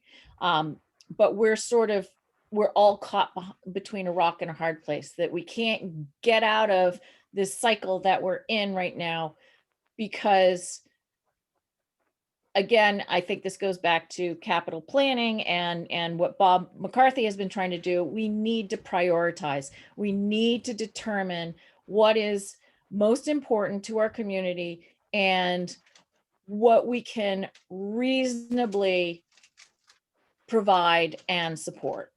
So, yeah, but to your point, and I love Bob, obviously I always did, and I always felt that he was, unfortunately just barking up the wrong tree all the time. Nobody was listening, kind of thing. He had. I don't think that comment was. Well, I'm sorry. I don't. So I'm sorry. I know you're listening. I know you were listening. But I just, in general, I just think that yes, we need to prioritize, but then where's the money going to come from? So that's what you got to look at. So it's one of those vicious cycles you're talking about. Yes, well, that's where the prioritization comes. That's where the prioritization comes from. Is I mean, I remember talking. I think it was last year, budget subcommittee or whatever. That maybe it's 1 year the schools get more of the free cash, or more of the, a more bigger piece of the budget for that year, in anticipation that the following year you're going to give more to roads and things like that. It's more strategic that way, because I'll be completely frank, as far as the talk of an override, I understand that is something that people have thrown around. And I understand that, but I also want to be able to afford to live in this town. And I want the people who are currently here, and I want the people who have lived here all their lives to be able to continue to live in this town. So in order for that to happen, we really do have, in my mind, and again, one member of the board, but I think we really have to exhaust everything. And I understand that the struggles the schools have gone through. I've been involved in the schools for 13 years, and these struggles are not unusual. I mean, I remember special ed going up $750,000 one year, back when my son was in Fowler. That's when I first started paying attention.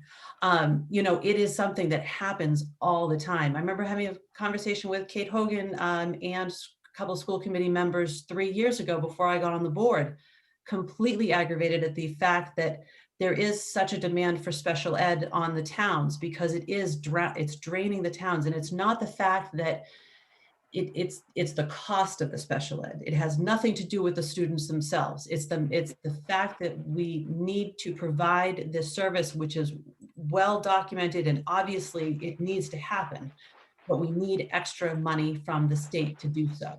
And it is unfair for any town to have to really go through this. And I understand, like, it's every town goes through it. I remember I was at a conference a couple of years ago, and someone was asking, and it was school committee and Board of Selectmen members, and someone was asking, what would the biggest change that the state could make regarding, I think they were starting to talk about Student Opportunities Act, that type of thing. And this one guy got up from Western Mass, and he walked to the microphone and he said, fully fund special ed. That will solve 98% of the problems. If you fully funded special education, we could go from there. But of course, that's not something that can happen right now. Fully funded by the state, not by right, exactly. municipality. Yes, okay, yeah. All right. Yeah, I love that if they could do that. Right. But I just think that just in general, from our discussion standpoint, and I think Lydia, you brought it up, we need to look at, from a community standpoint, what is it that we want this town to look like? What's the future of our town, and what's important? Maybe to your point, Lydia, prioritize the things that the town sees as an important. How do we have that discussion? How do we bring that so that people could understand they are a part of this? So they need to tell us where we should go. We're just, kind of, leading the charge. If we're going to tell us, the town is going to tell us, well, these are important things to us, and we'd like to get this done, and this is number one priority, is number two priority. And I think that's a discussion should be had, and it's something that we should take into consideration in what the town really wants as a priority. Armand, I think we've been having that discussion. I think we've been having that discussion more clearly, especially with the capital planning committee, the work that they did at the tri-board meeting. And I think the school department has put a pretty clear prioritization there. Maybe there's some more work to blend those two, but I think that Jeff, but I'm sorry, is that the town or is that us? No, let me finish, because the next step is, for now that this group has had the discussion, and the group that met however many weeks ago is we need to get that advertised out better. But I want to tie that back into what Justine said about the cost of living and wanting to be able to afford there. And I do think, even if we don't ultimately go for an override, it is valuable in the next budget cycle to map out what we could get, and at least to have a clear picture. If we wanted this amount of override, we could increase funding for roads and special education, or whatever the case might be. And if we decide no, that the cost of that on the taxpayer is simply too high, well, then at least let's get that on the table and have a clear picture of the decision we're making, which I don't know that we've had in previous years. So that's what I want to do. And I think by doing that, it would go a long way to making it very clear to the town, to Armin's point, here's our prioritization, and here's the cost to get there. And now it's a community decision to see if that's something that we as a community want to bear. And that's clearly not an easy discussion, but I think a lot of the underlying pieces, due to the work of a lot of people, both here and not here, has already been done. So the foundation is there. Let's get these last couple of steps, merge that prioritization, really, take advantage of what the school committee and the capital planning committee have done, and then map it out and see where we want to go. And I think that the other part for me, as far as regarding, the discussion about an override, is what really sticks with me as far as an operational override, as opposed to a debt exclusion for a fire station, or something for an actual object. Is what really struck me is back when we were talking the budget subcommittee, either last year or the year before, when it first came up as a possibility of an override, is the override would help for about maybe 2 years. And then after 2 years, you are back to cutting, you are back to, it's not like it's all of a sudden we have this breathing room for the next 4 or 5 years. There's still going to have to be cuts. There's still going to have to be prioritization. There's still going to have to be responsible fiscal budgeting. So, I understand it, but it's, again, for me, it's a harder sell just because all I see is that in 2 years, we're going to be back in the exact same situation, except for people aren't going to be able to afford to live here. Well, if you were to put more money into the roads, even though you're still losing, and more money into special education, you're not at the exact same position. Your roads haven't deteriorated as much, and you still have caught up with more of that special education than you would have otherwise. So I agree, even though it catches up with you. But the overall conclusion there is what we've kind of touched at, is we should be screaming at our legislators that they're putting these unfunded mandates out there, and that they do that. So if there needs to be, a coordinated message between our groups, if it sounds like we're more aligned on that message, I think, than I've ever heard these two boards be aligned on any message, is that well, no, I'm serious. So maybe just a very polite and intentional letter to our legislators. I'm sure they're well aware of this conversation, but if we don't ask, then they can say that. So that could be something that we could work on as a joint between the school and select board. Yeah, I know Lydia has, Natasha had her hand up, I think. Yeah, I just wanted to also mention, I know that as we talk about how we can engage the community better, I'm really excited to hear about the CAPSCOM and how their efforts are feeding into the budget conversations a little bit more. I know that that Justin's been really working to clarify this plan that they'll need the infrastructure, physical infrastructure of what our town needs, the water well. That is also something that is a large expense coming down, potentially in the next year. Thinking about MSBA and this school building or what that. So I think we need to collectively outline a map of what are those projects that we have. Like the bleachers at the alumni field, those are not a cheap expense. I think it's like, I don't know, $500,000 plus just for that alone. And we know that's a liability at some point that we, where do we say we needed, pull the trigger and need to address it right away. So I think we need to really highlight that in a map of all of our town priorities that are coming up in the next 10 years, what those, estimates are, and then inform the community about that in a way that we are on the same page. And then, to Jeff, to your point, I think that will also, and special education will be, part of that, because we rely so much on our residential tax base that just can't meet the needs of what our town requires right now. And I think writing a letter that maybe highlights those to our state and maybe federal, representatives of those challenges might be something we can maybe all sign on to. And support and advocate, like these are the things that we just are not able to do to support our community with our own revenue without additional support. And I know FinCom has been working. So I just think that we're heading in the right path. I'd like to see a little bit more structure to that now that we have kind of like the right folks and putting it together so we can map it out for a clear picture for our community to put forward so we can have a good conversation. So listen, as much. Correct me if I'm wrong, but I think I'm sorry. Are we getting a little off track because we were talking about? We're talking about school budget. We're talking about the priorities in the school and somebody understanding what the parents want the priorities in the schools to be, and suddenly we're into master plan, capital planning and all that. We're a little bit off track about where the conversation started. And everybody, wait a minute, Chris. Wait a minute, Chris. Everybody on the call, it should be well aware that, you know, Bob McCarthy for years has been warning us about the road we're going on now. We're well down that road. This should not be news to anybody on this phone call or on this Zoom. This sounds like it's coming up. Chris, it's coming up to the surface right now, like this is new news. This is old news. Ken Estabrook and Bob McCarthy, at you know, not that anyone's getting sick of it, but ad nauseum, we've seen the numbers. They provided us the real numbers over and over and over again. It's not new. We're acting like in this call tonight that this is new. Yeah, Chris, the only thing that's changed is COVID's changed, and COVID has derailed the state's look into the foundation budget and all the rest of these things. But this isn't news.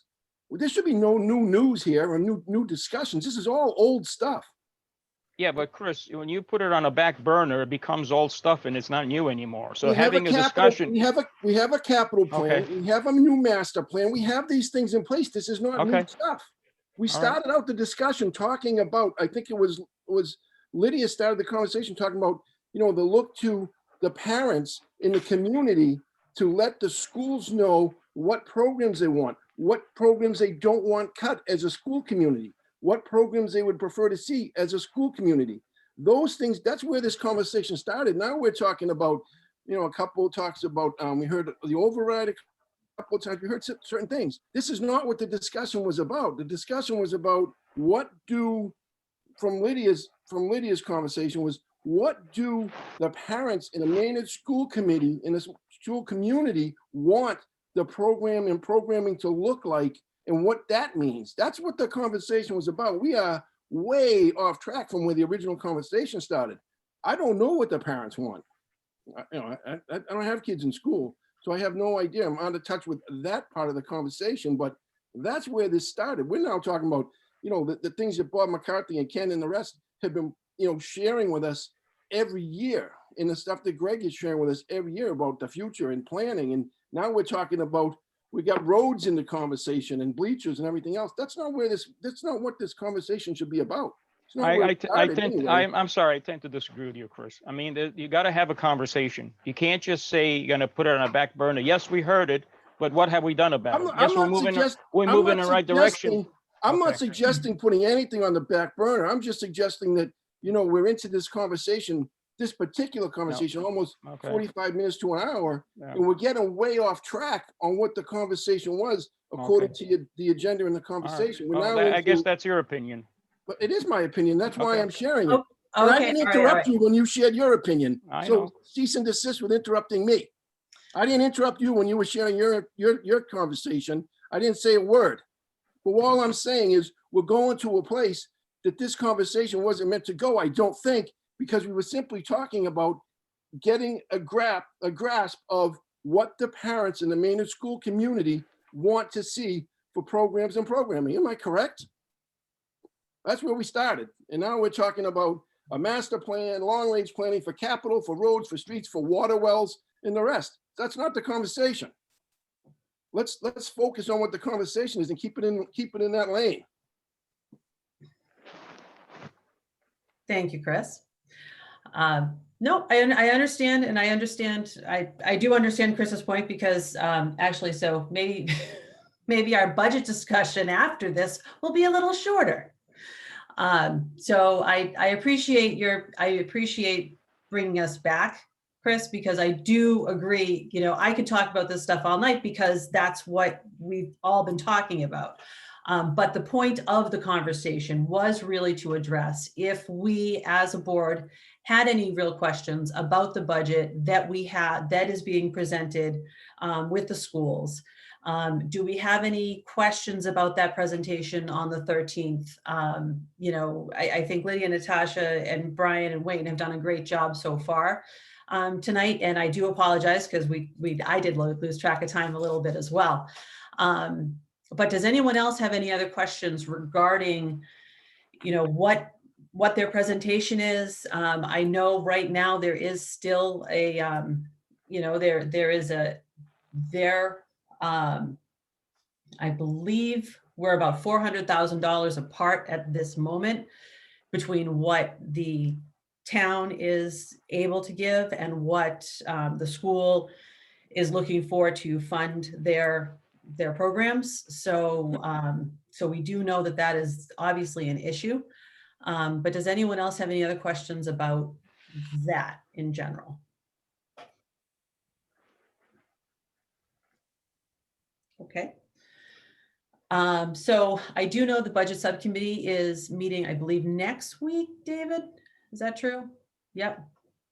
Wednesday. Yes, we are meeting Wednesday. Okay. So now I can take that off of my selectmen's comments at the Oh, end. darn, I'm sorry. I stole your thunder. All right. So, Good night. so, and I think that it's one of those things that, you know, a lot of these conversations also do happen in the budget subcommittee meetings, you know, where you can, there's a lot more back and forth. There's a little bit more time for that as well. But all of the points that were made tonight are very appreciated because, you know, absolutely, I think we are moving in a good direction. We're moving into a great direction with capital planning. We do have the master plan. We do have a DPW director that is paying attention. We do, and I'm bringing all that back up, Chris, for 1 second. And we are collaborating with the schools. And I think that for the first time in a long time, we can kind of say that we really know where everyone's coming from.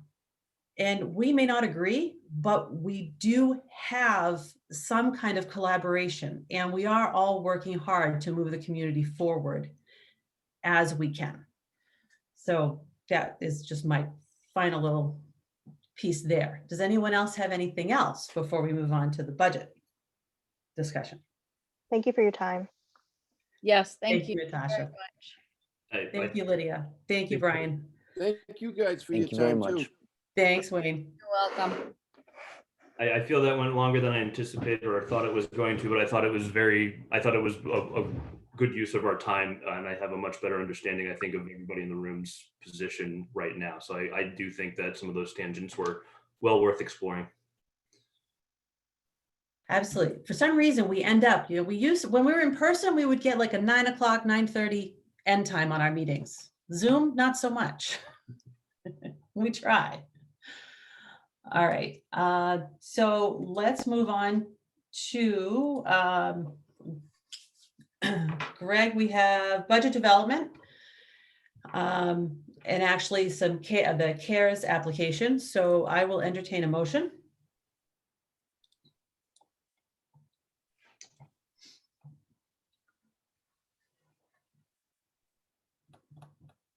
I will move to approve CARES CVR FMP certification for application for round 3 of funding as provided and authorize the use of digital signatures if approved. Do I have a second? Second. Thank you, David. Thank you, Chris. All right. Greg? So we are moving into round 3 of CARES round funding, and we are submitting a request for the use of those funds. It's $254,000 is we kind of rounded up, so to speak, on our estimates of what we would budget for. But as you've already heard tonight, there's a couple of instances from the schools, less so, of course, from the town, which is all in accordance with the PowerPoint presentation that Chief gave on the 13th to kind of show how it all shook out. But still, if there's an opportunity to apply for CARES money, we're applying for CARES money. And so this is just showing our intention to do so, continuing to go forward. So I just asked for the board's consent to continue to apply for CARES money. Are these previously expended costs or are these anticipated costs? Anticipated. So we estimate what we think we want. So we want to kind of use as much of the CARES money as allocated to the town in general, right? But we can't just come up with anything. It does have to be justified. And the chief has been doing a good job of staying in touch with A&F, with Administration and Finance, the governor's office and their budget team to find out what would be acceptable. So this amount of money is sort of like, we're not going to spend it if we don't know we're going to get that money back. But to Superintendent Haas's point, like desks, yeah, like now that we're starting to reopen, there's going to be costs that come with that as well. I just did bunny ear like quote marks, but half the people can't see me, so I didn't mean to do that. That's okay. Okay. Anyone else have any questions for Greg? All right, then all in favor to move it forward. Jeff, Yes. David, Yes. Armand, Yes. Chris, Yes. and I am a yes. Thank you. Great. Did you have anything else for the budget? No, not for the board at this time, but I'll be Okay. working with the budget subcommittee next week. Excellent. Sounds great. I'm not a high tech guy, Greg, but you just said that half the people on the screen can't see you, but I think most of the people can, because anybody who's on Zoom, even though they just have their name up there, can see you. So you're revealing They're just not seeing themselves. So okay, fine. All right. So next we're going to, this is more of a discussion. It's not a motion, and it's regarding outdoor dining for the spring. That's right. So we're all looking forward to getting back outside. And Frank is on the line. Frank is the owner of the PC, the Pleasant Cafe downtown, and I think we're all excited for everybody to open. But I want to give credit's due. Frank is a loud voice to try to get us back outside, and I appreciate you being patient with us and cooperative. And Frank did an outstanding job. It's just one example of all the different restaurants and all the different businesses but Frank really took advantage of the opportunity to go out onto the streets. And so we want to be able to kind of recreate that magic as best we can. But as you can tell by a lot of the comments from the staff, it's not going to be so easy, at least not yet.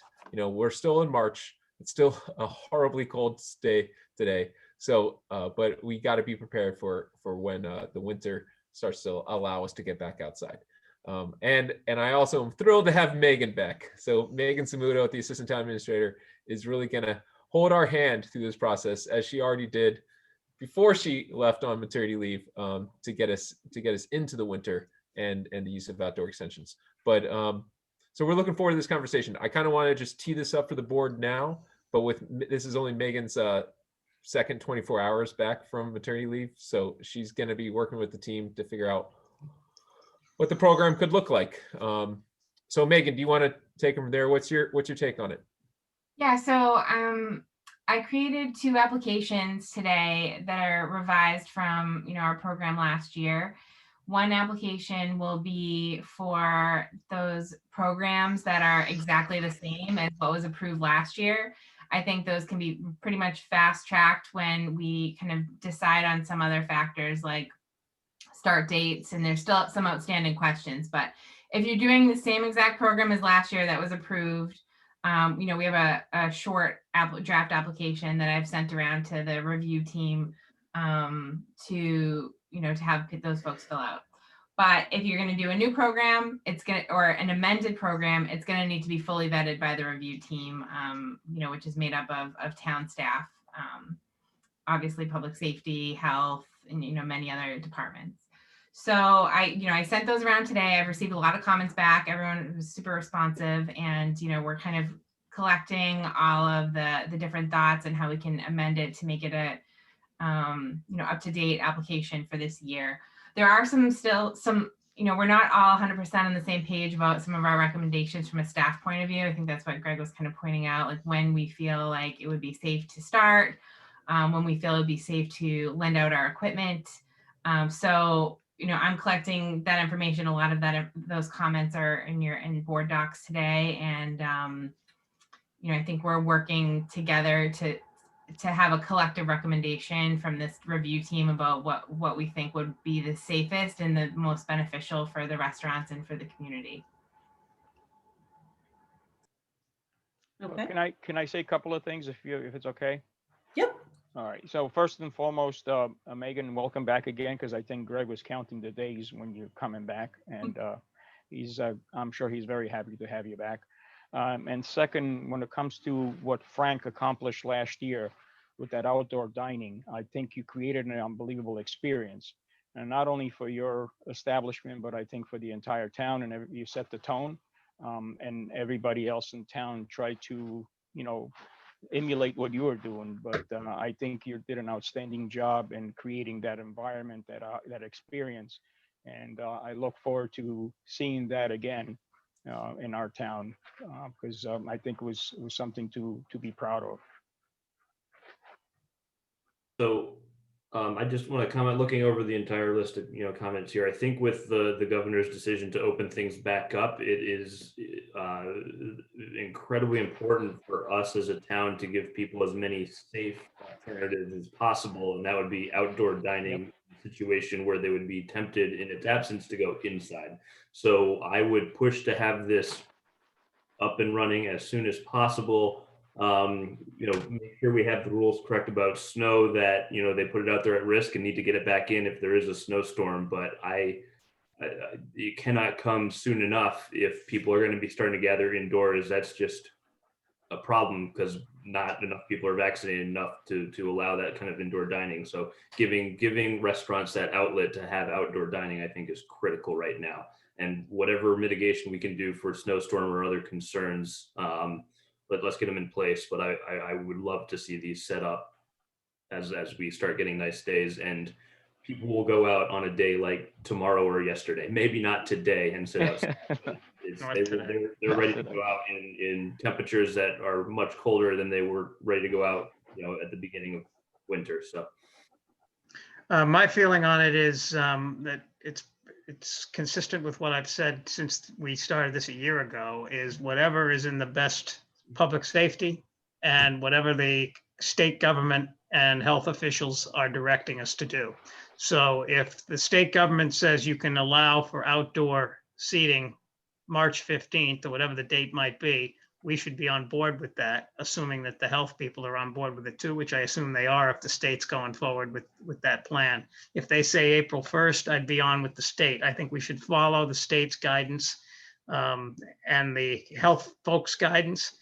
But in other words, I'm with Jeff, sooner rather than later, but not if it goes against the guidance that's being provided to us by the state and the healthcare people.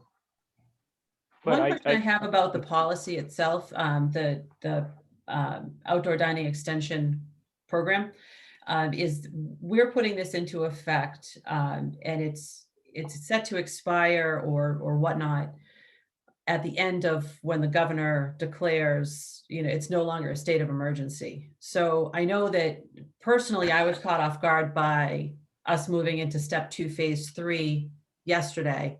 And now this phase 4, I guess, on the 22nd. So my question is, will we have something put into place to renew these if for some reason the governor all of a sudden decides in April or May that he's discontinuing the state of emergency? Yeah, I can speak to that. I think, so this is 60 days past the end of the state of emergency. So that does give us a 2-month buffer period. And secondly, I think the approvals that this board has done for these restaurants and retail establishments, most of it is within your jurisdiction, because it's public realm, it's, town property, and it's just something we could keep doing, in the future, which I think a lot of us would really like to see. The one piece that we are reliant on the state for is the extension of the liquor licenses. And that is currently allowed because of this order number 50, COVID-19 order 50 from the governor. So, there's a few, that's what we have. What individual restaurants can do is extend their own footprint on their liquor license. That is, a path forward if they wanted to kind of protect themselves and say, I don't know all the things that come with that, but that is an option for, restaurants to consider down the line when this is not in effect. Okay.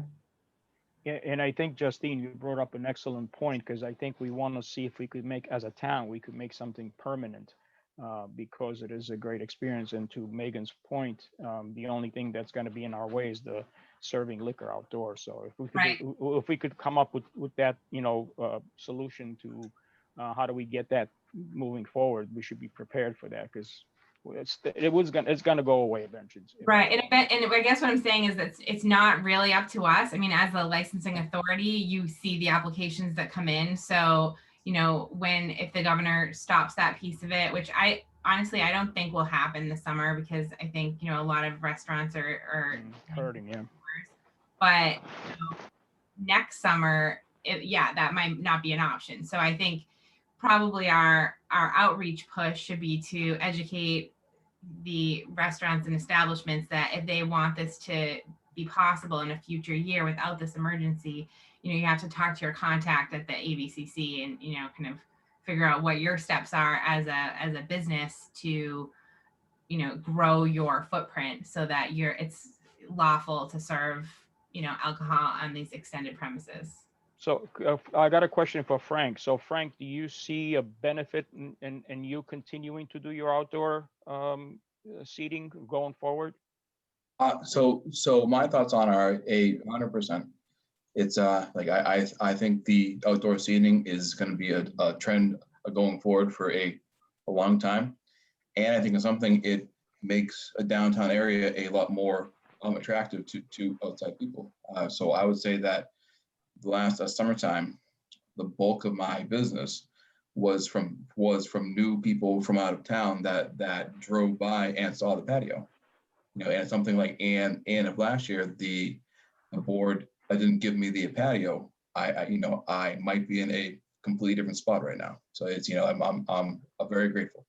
So Frank, if we were able to give you the outdoor, but we weren't because of state laws able to give you the ability to serve alcohol outdoor, would that change your answer? I don't know how my model would work with not being able to serve liquor. Yeah. Because I would say that liquor is half of my business. And I would say that, because I'm not dealing with a bunch or a lot of kids anymore. I'm not dealing with a ton of families because the kids and families, that's the demographic that I've seen that's been staying home. So if I have 100 guests on a Friday night, I would say that 85 of them are getting drinks. So right. It could work, but it would be a difficult thing to manage. Right. I'm mostly asking about post-COVID, but okay, that's so when it comes to post-COVID, I would love the opportunity, to expand out my license. I mean, it's that was kind of the long-term plan. I wanted to make that patio nice to show the town and the board what it could be, and I think the feedback that I've gotten from a lot of people, it's a positive thing for the whole town. Yeah, we're not the only town, I'm sure, that's had outdoor dining now and has gotten a taste for it. And I think I read an article about Waltham, which I think has probably the most outdoor dining per capita in the state. I wouldn't be surprised in about how they're trying to advocate for permanent allowances from the Alcohol Commission. So I don't know if there's something we could join along those lines, but yeah, my guess is when the time comes next year, they're if say it's just a COVID law now to let me have the outside license, I can't imagine that the state wouldn't have some kind of option in place for next year to extend that out. I can imagine it, but I hope you're right. So well, we'll make sure we're engaged with our advocates or lobbyists, right? So we're belong to 495 West Partnership, and they advocate on our behalf to the chambers of commerce, and it's all Senator Eldridge, Rep Hogan, they wanted to. Yep. All right. Anyone else have any questions about this? So there's no vote on this. I think we're gonna, if there are applications, it looks like, Dick, do you have a question? I have two comments. One, as a patron, I probably wouldn't go if I couldn't have a glass of wine or something with the thing. So it would definitely affect his business. I think people wouldn't show up. And my second comment is that, is there things that you learned, Frank, that you could pass along to other restaurants in town? Or are there a group of restaurateurs that could make suggestions to Megan as to things that would improve the attractiveness of getting more people from outside of town into town? I think a difficult thing with that would be is that each owner of a restaurant might have a different view on things or be in a different spot after COVID financially. So and with just like my point of view might be different than Gigi's, might be different than example B, but it's there's like I definitely think that all of us have seen the positives of the outdoor dining. I mean, just look at downtown Hudson. The being more driven with outdoor dining has done nothing but increase foot traffic, and I think it's just a positive thing all around. What I was getting at is, having gone through it now for a year, are there things that restaurateurs have learned as positive things to do and things that you don't want to do that would be more attractive to outsiders coming into town? Anyway, I just thought that's something you could pass along. Help us enhance the project and the program. It's I'll definitely think about it, and I'll get back to you on that. Thank you. Madam Chair, if I could just add one more thing, because I'll be remiss, because I see Justin DeMarco's on the line, and as he would correctly point out that, and this has already been said before, because there's still snow and we don't want to have to force people to take all their. Frank did a great job. He made this really robust platform and whatnot, but I don't want to be the pessimist and say it's going to snow more and then we have to tell them to get it all out of there. So we're trying to find that middle ground, because at the same time, looking out for the town, we don't want to have to be liable because we of course we plow someone's tables and chairs, or the salt that gets on all that. But also we want to make sure things are safe. And so we want to keep speed limits down. So we'll put the signage up there, but there's some complications, I think, of we're going to try to have as much, we want the program to allow for as much outdoor use as we can, but knowing that it's going to be fragile for a little bit of time until we can have some more like long-term out there. And it's just for the protection of both parties, for the town and for the vendors. I don't think Frank wants his tables and chairs plowed. Yeah, I've been talking with Justin the past couple of days or something, I don't want it to jump the gun, and then if you guys say to put it up on April 1st or April 8th, I'm okay with all of it. I just want to point out, I mean, snow in mid-April is not completely unheard of, and that's too late to wait. So we need to kind of answer that question before the problem goes away, one way or another. Yeah, we're on it. Okay. Yeah, as Megan alluded to, there's like an initial approach, and then there's a longer term approach. So the initial approach might be to say, hey, we're expecting this to be pretty temporary. Be ready to get all your tables and chairs off the street ASAP. As soon as you get that call from the town, or if you see that little snowflake on your weather app, pull it up. Gotcha. And the other piece of it is that, our barriers have water in them that can freeze, and that we can't lend out our town equipment if the weather isn't appropriate for it. So that there are kind of other factors, and like even a short-term temporary 2-week allowance of putting out tables and chairs, we would also need to vet it. So the timing of it, which we can, and we've all kind of gotten the whole group together on an hour's notice and have made things happen pretty quickly, I think.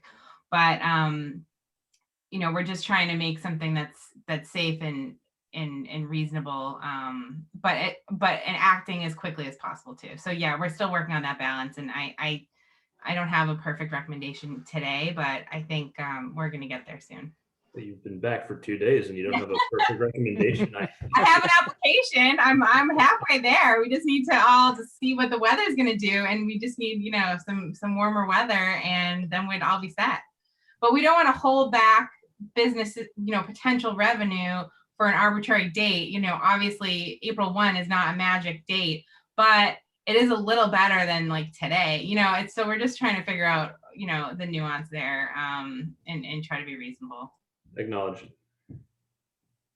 So next steps, Greg, is that Megan will continue with this, and then we will have applications to review on the 16th, or we'll review the actual application on the 16th. No, that's my intentions. I don't, although like, I don't know, ideally, I would love to be able to have the applications out. So you'd have to kind of do a couple things all at once, the board. You'd have to approve well, I don't say have to. I think you might have to approve the program again, if need be, unless we're just saying this is just an extension of the program before the winter. And then you would have to approve whatever applications are already in. So I don't think we would need the board unless the board would like to review and approve the application itself. Ideally, I would like to have the application filled out and then, okay, good.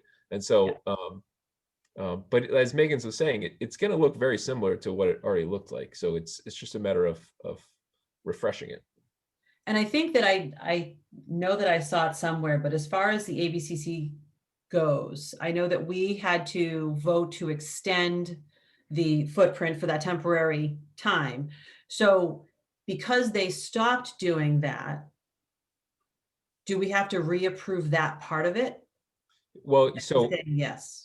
Yeah, but Becky did a good job of reaching out to the ABCC to make sure that they were still okay with it, which is what we've already said this evening. Like they're okay with us continuing the program because we're still in the state of emergency. But Becky will then have to report back to the ABC of whatever approval of extension, just like she was already doing. The state doesn't want to hold us up, but they do want to know what is decided, like what the change of premises is. Okay. I was wondering if we could like skip a step and not have to reapprove that part. So that's why I was just curious. Okay. Every liquor license will have to be amended. So the week, you know, the meeting after we approve the applications, I'll bring those licenses forward, and then they all have to go into the ABCC along with the application that's filled out. Every piece for each one of the businesses has to go in. Go in again. Okay. All right. Thank you. All right. Anyone else have any other questions about this? All right, then I look forward to having further discussion and hopefully having some applications to approve on the 16th. And Frank, thank you. I know you're the only, I think you're the only business owner here right now, restaurateur, I think. Thank you for everything that you've done, you know, to adapt during this. We really appreciate it, and we are trying to be as supportive as we can with the downtown businesses. Thank you guys very much. I appreciate that. And Greg, so I'm sorry for pestering you since December about this. No, I gave you credit for that. Yeah, it's a good. He did. He did. Okay, so thank you very much. I really appreciate it, and then I'll see you in 2 weeks. All right, sounds good. Thank you. All right, we have some draft articles to accept and approve, and accept and move to different places. So, sorry. So I will entertain motions if one person wants to read all of the motions, and then another person can second them all. That would be fabulous. I could read them if you want. Sure, Chris. All right, I'll read them. Move to accept and approve draft control E, transfer funds from ambulance receipts, reserve for police appropriation as showed. Moved article to finance committee to review and comments. Move to accept and approve draft control M, adopt MGL chapter 40, section 8J, into town bylaws as shown. Move article forward to Finance Committee for review and comments. Move to accept draft control O, amend zoning bylaw, section 9.1, refer to planning board for approval, and then return to select board for final approval and move article to Finance Committee for review and comments. Hearing is scheduled for March 9th, 2021. Move to accept draft control Z, amend zoning bylaw, section 3.1.2 and section 11.0, and refer to the planning board for approval, then return to the select board for final approval and move article to Finance Committee for review and comments. Hearing is scheduled for March 9th, 2021. Move to accept draft control JJ, amend zoning bylaw, section 10.3.1. Establishment, refer to planning board for approval, then return to select board for final approval and move article to Finance Committee for review and comments. Again, the hearing is scheduled for March 9th, 2021. Do I have a second? Second. Excellent, Jeff. Thank you. All right. So there are obviously a few articles here. Does anyone have any that they, any questions on anything that they'd like to discuss? Any comments? On the ADA, do we know if there are any of the rules about the format of the commission that we don't meet currently? Any format of the There's commission? requirements for who is on our ADA commission that is part of this. Oh, good question. I believe we are in compliance, but I only say that mostly because I haven't heard that we aren't in compliance. But let me give a little bit of background. The ADA Commission reached out to the Massachusetts Office of Disability to get some advice and some help to like really get established. Justin DeMarco has also been working with that group to get them like a little more established. And I have to give a lot of credit, of course, to the ADA Commission for asking these questions, like what can we do? How can we do more?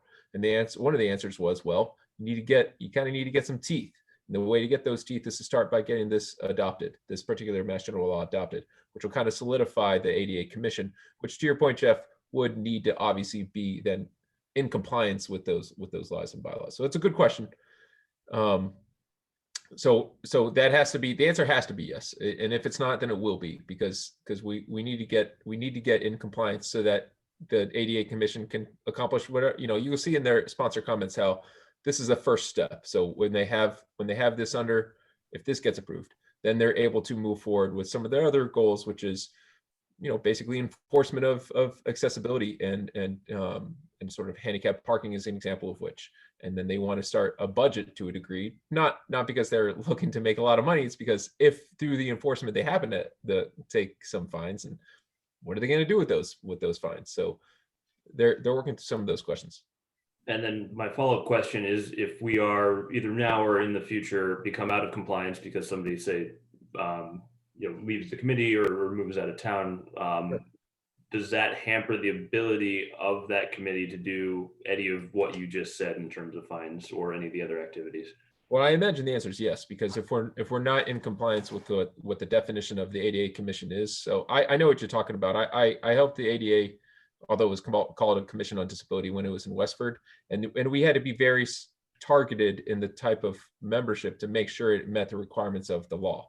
So I don't, off the top of my head, I can't recall what those are, but you sound like you're familiar with them. Like there has to be a certain percentage or whatever, a quorum perhaps of the body has to have a disability, so if we are, or maybe a family member too, there's a couple of descriptive memberships.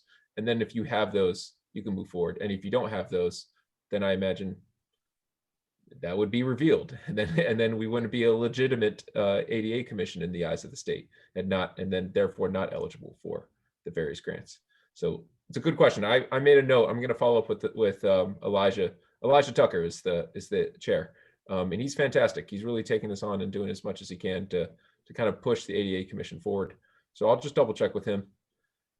Looking quickly, Jeff, on the ADA Commission site for our town, we do have, if they are up to date, we do have 5 members, and one is an appointed town employee, which would be Greg. So I believe right now.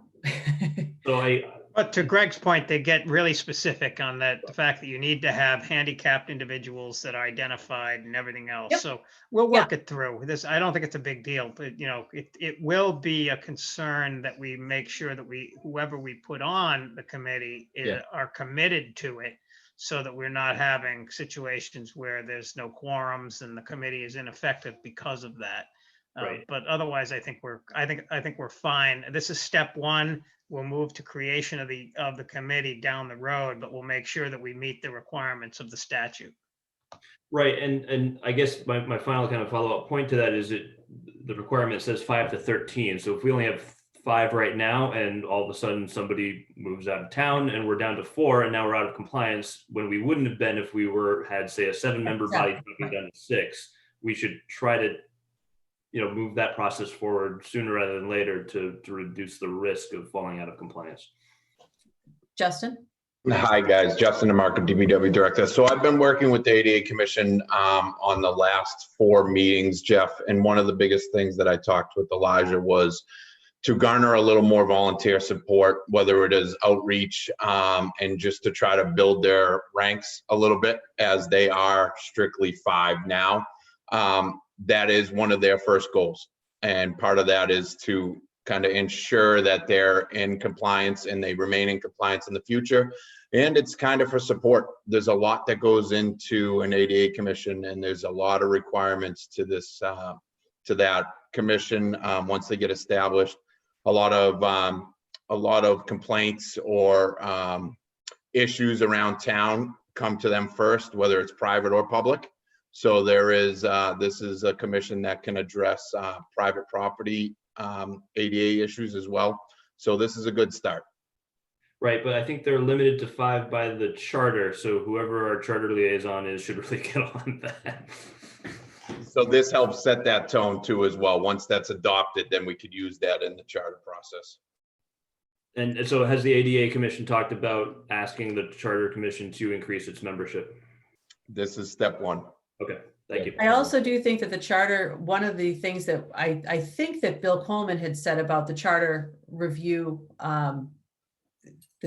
process, one of the things that he was looking at is possibly getting rid of the mandatory numbers in the charter and putting them in a bylaw instead, because bylaws are easier to change by town meeting vote as opposed to every 5 or 10 years when there's a review. So that might, hopefully that will come to fruition. Good point.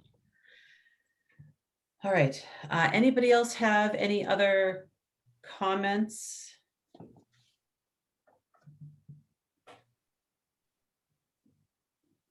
About anything? Nope. All right. Bill, hi, Bill. I had one question about the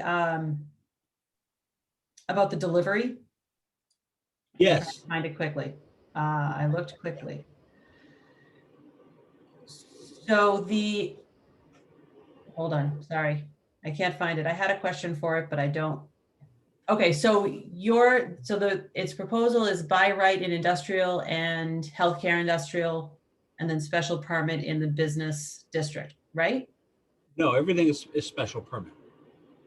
Not for the courier. Oh, courier, yes. Yeah, There's a delivery. I'm sorry. There's well, the thing is that there's a distinction between the courier and the delivery. Okay. And that was confusing. Yes, the courier, as far as we could tell, there's no way to regulate it, because a courier has to be licensed by the state, but they can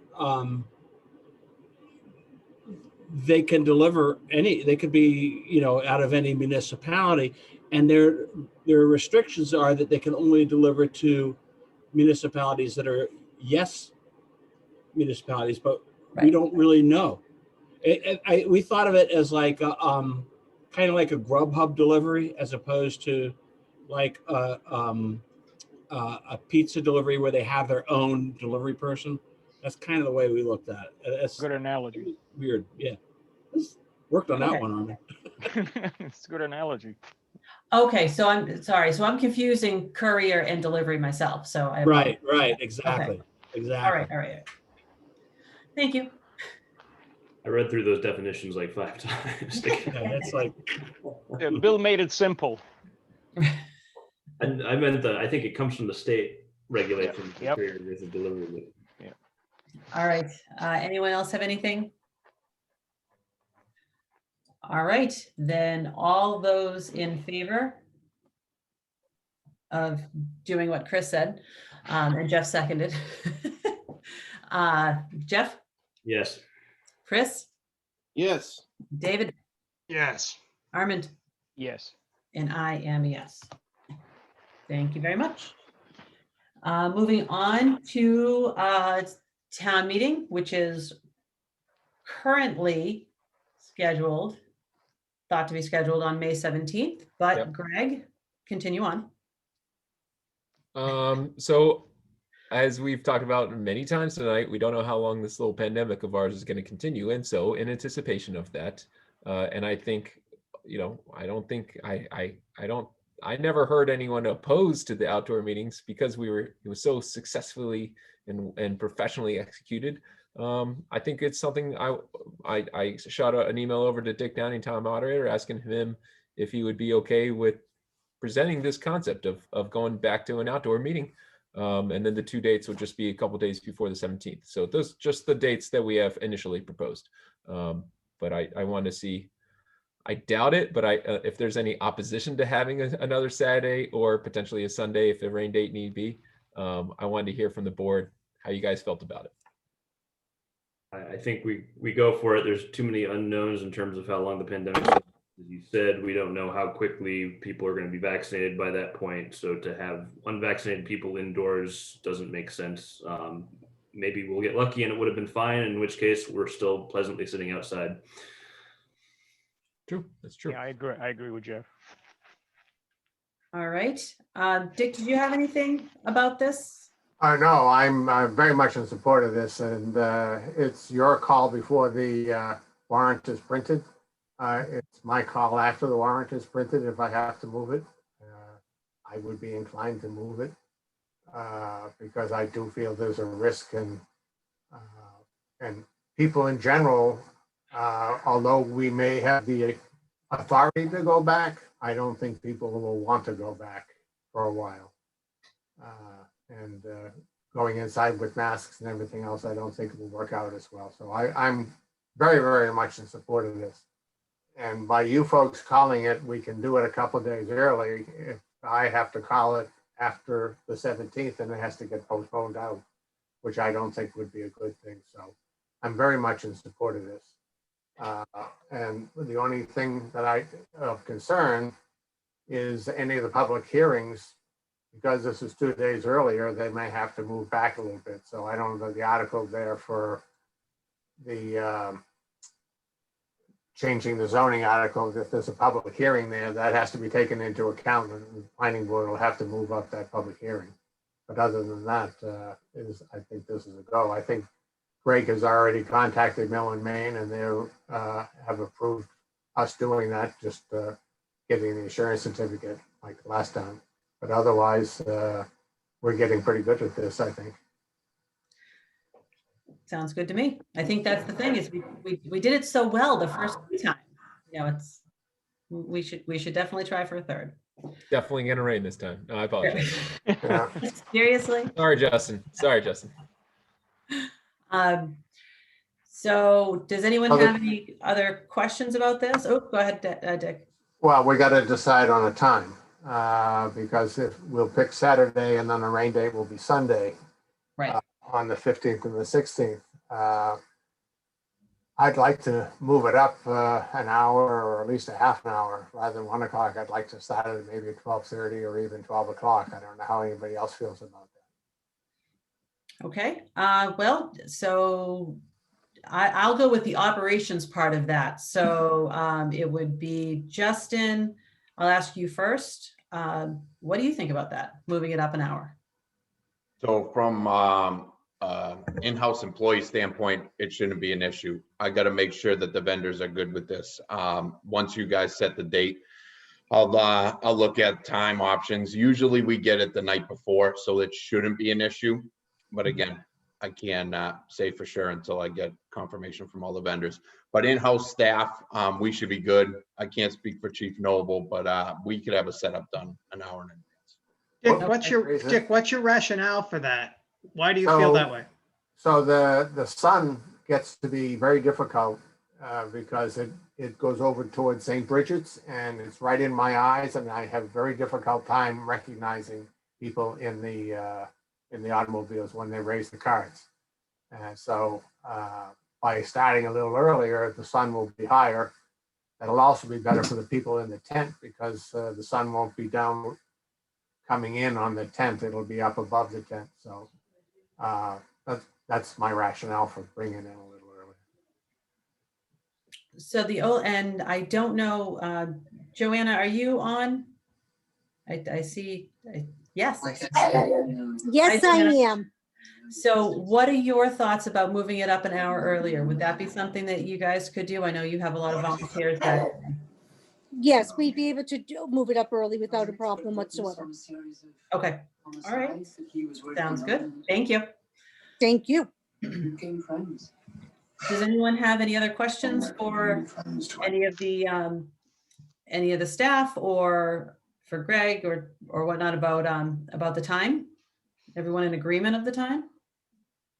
Generally, I don't have a problem, and I appreciate Dick's explanation. I'm wondering if there would be any. I don't know what's going to be back alive, for lack of a better phrase, at that point. Like, would this conflict with a lot of parents that might have tiger cubs for soccer that go until close to that time, and then would prevent them from getting there for a 1 o'clock start versus a 12 o'clock or a 12:30 start? I don't know. Just considerations about what else is going on in town, given that it may not be exactly the same scenario that we had last May when we did it, because more things might be open than were before. But I don't know if a half hour makes that much of a difference. I'm just thinking of how residents who might want to attend might be affected more so than staff or us. But residents who want to attend, is 12 o'clock, 12:30 any different than 1 o'clock? I don't know. Okay. I know it's hard because we don't know. It's been so long since we've had to schedule things like that. But I do think that, so as long as there's nothing else planned, now that you've got me thinking that, David, I'm sure that the graduation's not going to be that weekend. So I know that. But anyone else have any other concerns? And then if you move it to Sunday, the time might have to change, because I don't know what the church schedules are like at that point. That we can decide Saturday when I postpone it, because that would be my decision at that point to call the meeting because of rain or whatever, and I could just postpone it to 2 o'clock or whatever is appropriate at that point. All right. So I personally don't mind either 12 or 12:30. I do understand what you're saying, David. So would 12:30 be more acceptable to you, or does it not? I'm not saying it's not acceptable. I'm just saying it needs to be considered. I'm fine. I'm personally fine with 12 o'clock. It's not going to bother me. I'm worried about the people who are wanting to attend and what their schedules are for Saturday mornings when they've got kids that are involved in other activities, and is it going to prevent people from attending that otherwise might want to attend? Because I think most Saturday morning activities, my recollection is you were done by noon, and so your afternoons were fairly free, but you weren't necessarily done at noon, if you know what I mean. But again, I'm fine with it as long as it's been considered and nobody can say, why didn't they think about, Yeah, okay. All right. Is the farmer's market on at that time? And not that it makes a difference, but 9 to 1. Or It's open, 10. but we don't know what the, even what their schedule might be, Schedule but is, 9 to okay. 1 is their schedule, Yeah. right? So, Yeah, um, which is fine. I That's- mean, Farmer's market is in June to July. true, that's right. That's Excellent. right. There you go. Thanks. all right. So Greg, do you need a motion to set the time? Or do we just say, hey, let's set the time at X? So you can actually make that decision later on before you print the warrant. Okay, so we don't have to decide that tonight. No, but you have to decide probably the date so that we can start getting that information out and around. And Yep. Greg and I are gonna have to start the planning process with Justin and the police chief and various other folks. Excellent. So are we all in agreement that the weekend of the May 15th, May 16th works for the town? All right. Then let's set it for that. Sounds good. Excellent. And we will decide on a time. Not tonight. Right, actually, you can give that authority to Greg if you want, and he can just do it before he prints the warrant based on what other things are happening around town. Well, that's kind of the sense I got, was that if I hear 12:30 sounds fine to me too. So 12:30 is kind of the number I got in my head now. But if I hear that, I don't know, whatever is going to happen and it's not going to work out. The point is loud and clear. Like, well, we'll try to make sure we get as much turnout as possible. Right, and 12 is in my mind. So. Oh, 12. All right, 12. All right. Sounds good. Thank you, Dick. All right, we're going to move on to some reserve fund transfers. Can I have, why don't I have both? Can we discuss both at the same time? Sure. Why don't I have both motions?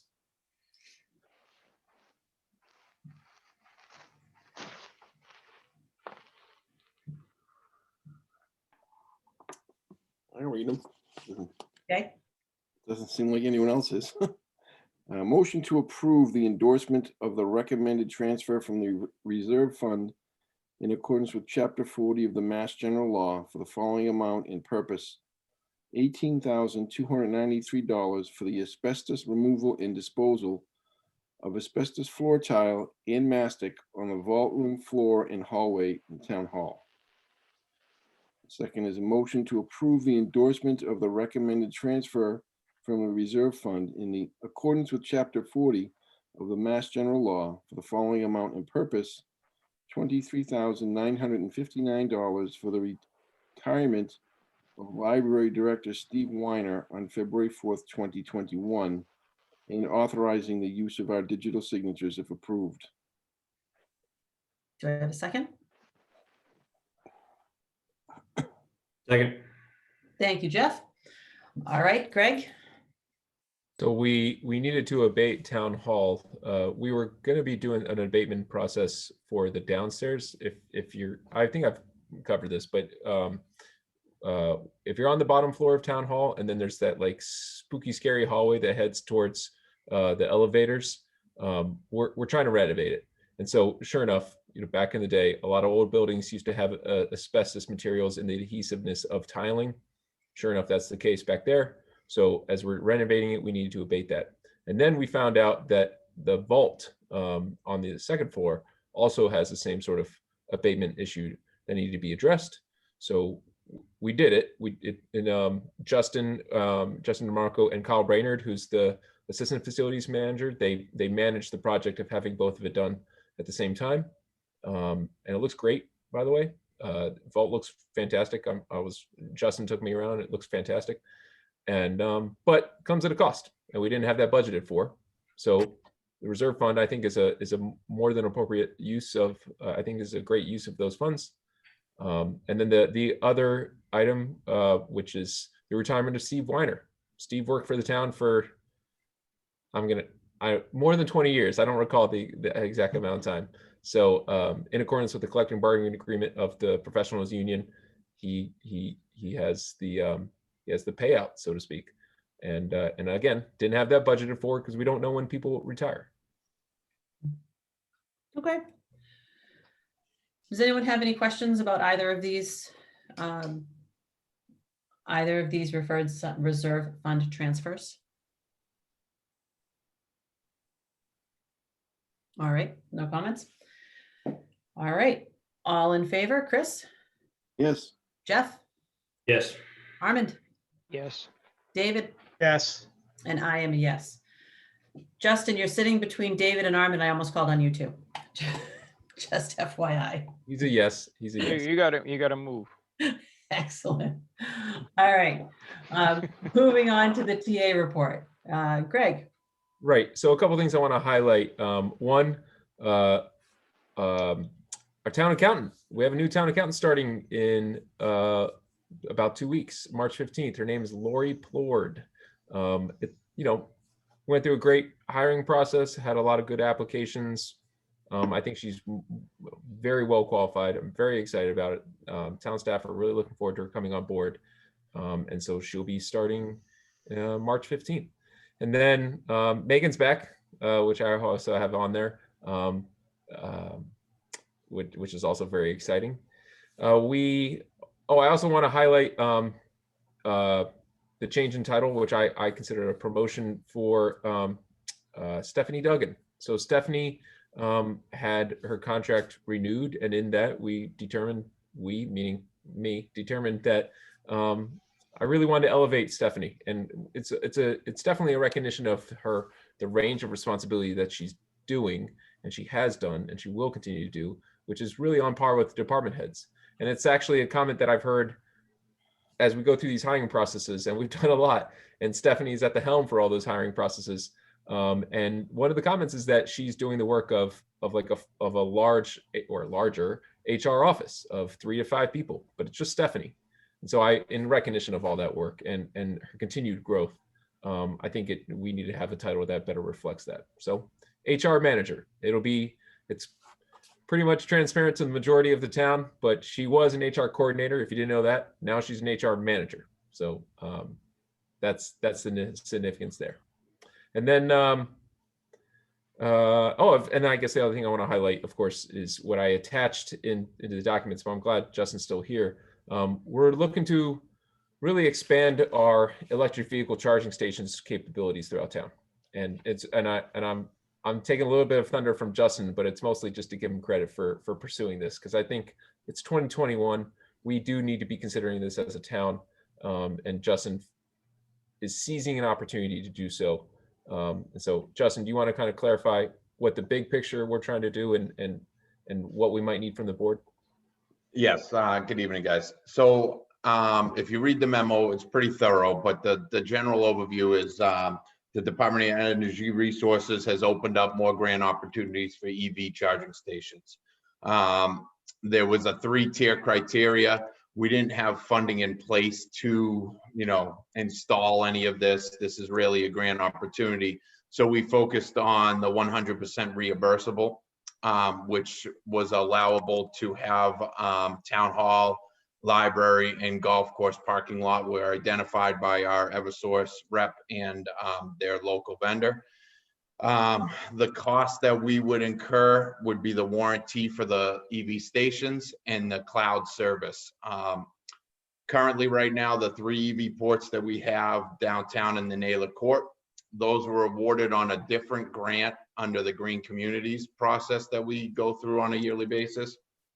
That grant cycle allowed the infrastructure to go in place, but there was never a cloud service-based system with those EV stations, and we do not charge a user fee. I can't speak to how that process happened in the past, but I did a little research because there's a larger cost to the town, an operating cost to that.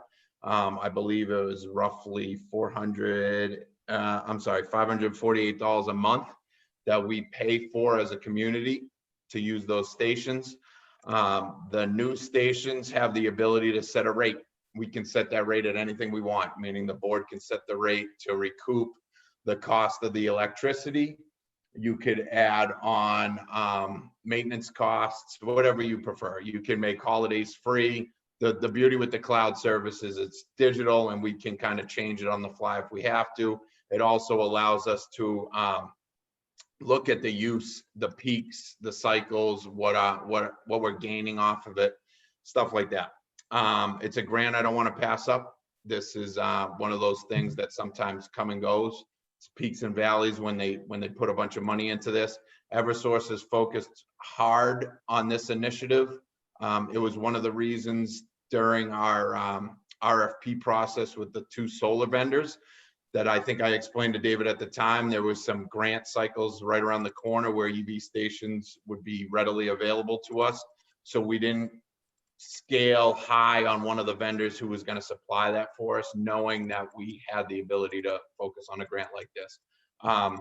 We're hoping that something like this can piggyback off into our educational system. So if we were to say get this grant and we were to set the rates, if the board were set the rates at recuperation for the upkeep, but then added a potential 1-2 cent rate, that could build a revolving fund for us to look at the next piece further down the line where we can expand to the educational portion of the grant, which is a 60% coverage, but then we can offset that 40% with what our fees collect on our stations that are in place. So I think it's just a good process to look forward to. We may even be able to take these stations, see how well they work in a year, and look at changing the ones that we have in Naylor Court to the same system, putting a cloud-based service on it, and redirecting some of the fees to recoup some of the costs there as well.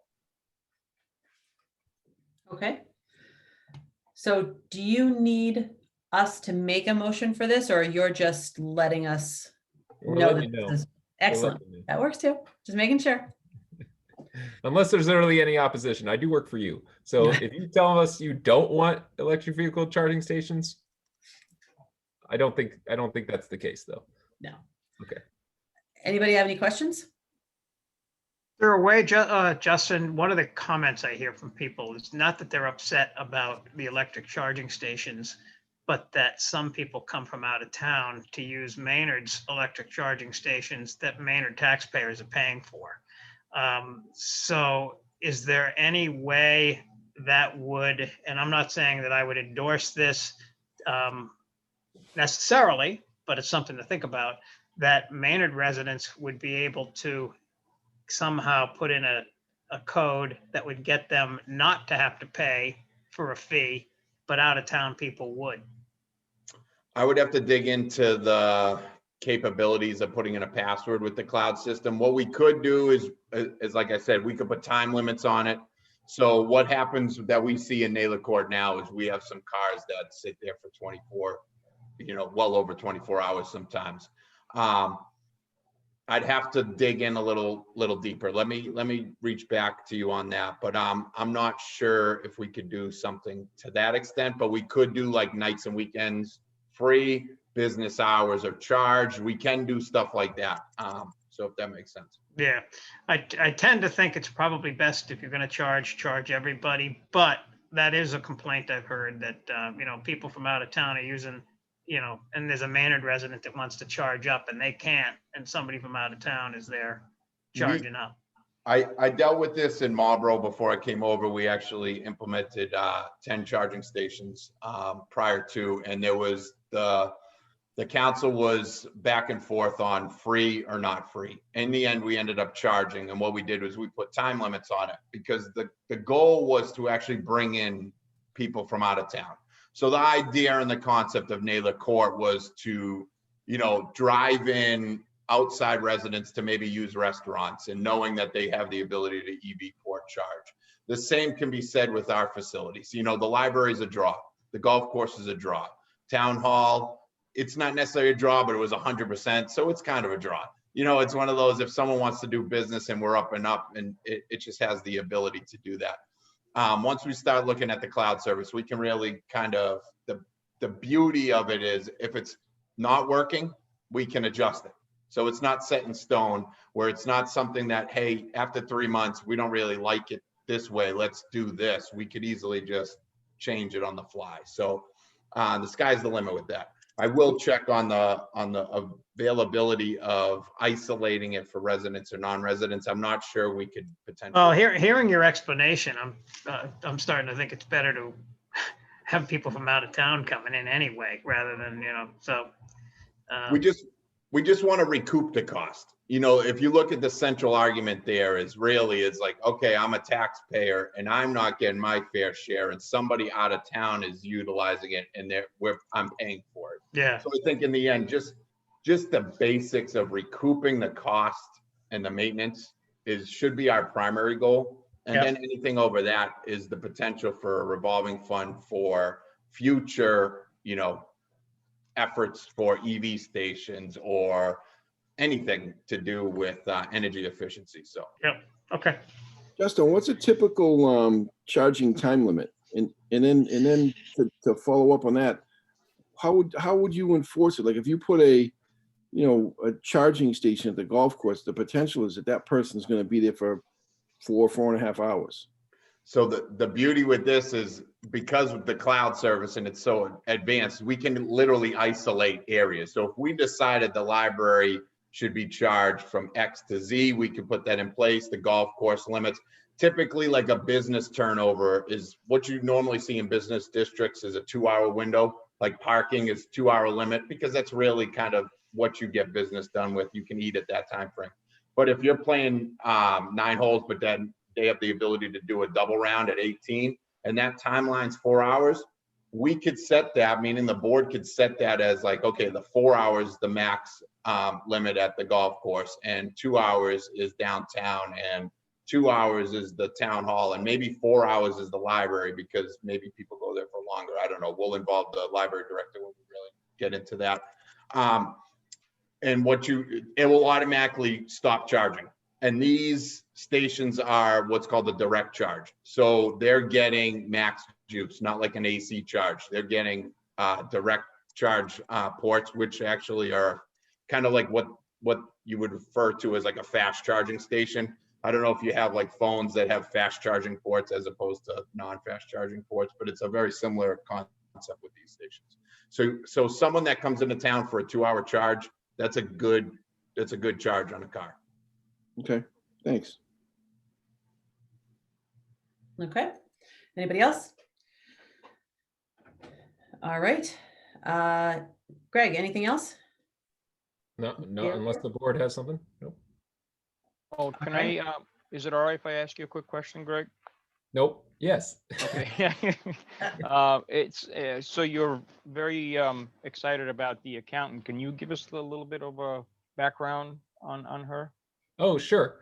I think Stephanie's going to write up a little bio anyways. Oh, okay. She's the town accountant in Townsend until I stole her. And she lives in Nashua, so it's a little bit of a drive, but not impossible. I'm trying to remember. It's been a while since I read her resume, so I'm trying to remember more about her. But she has a little bit of varied background. She used to work for the water department in Westford, and we actually kind of pass each other like ships in the night when I was in Westford. And then I can't remember what gig she had between Westford and then in Townsend, but she's, like I said, she's been the town accountant in Townsend for a couple of years now. And she's somewhat at the beginning of her career. I mean, she's not fresh off the boat, but I hope to have her for a good as long as I possibly can, have a sustained new finance team. Because this will be 2 of the 3 legs of the finance team now. Jen Welch and Lori and Angie.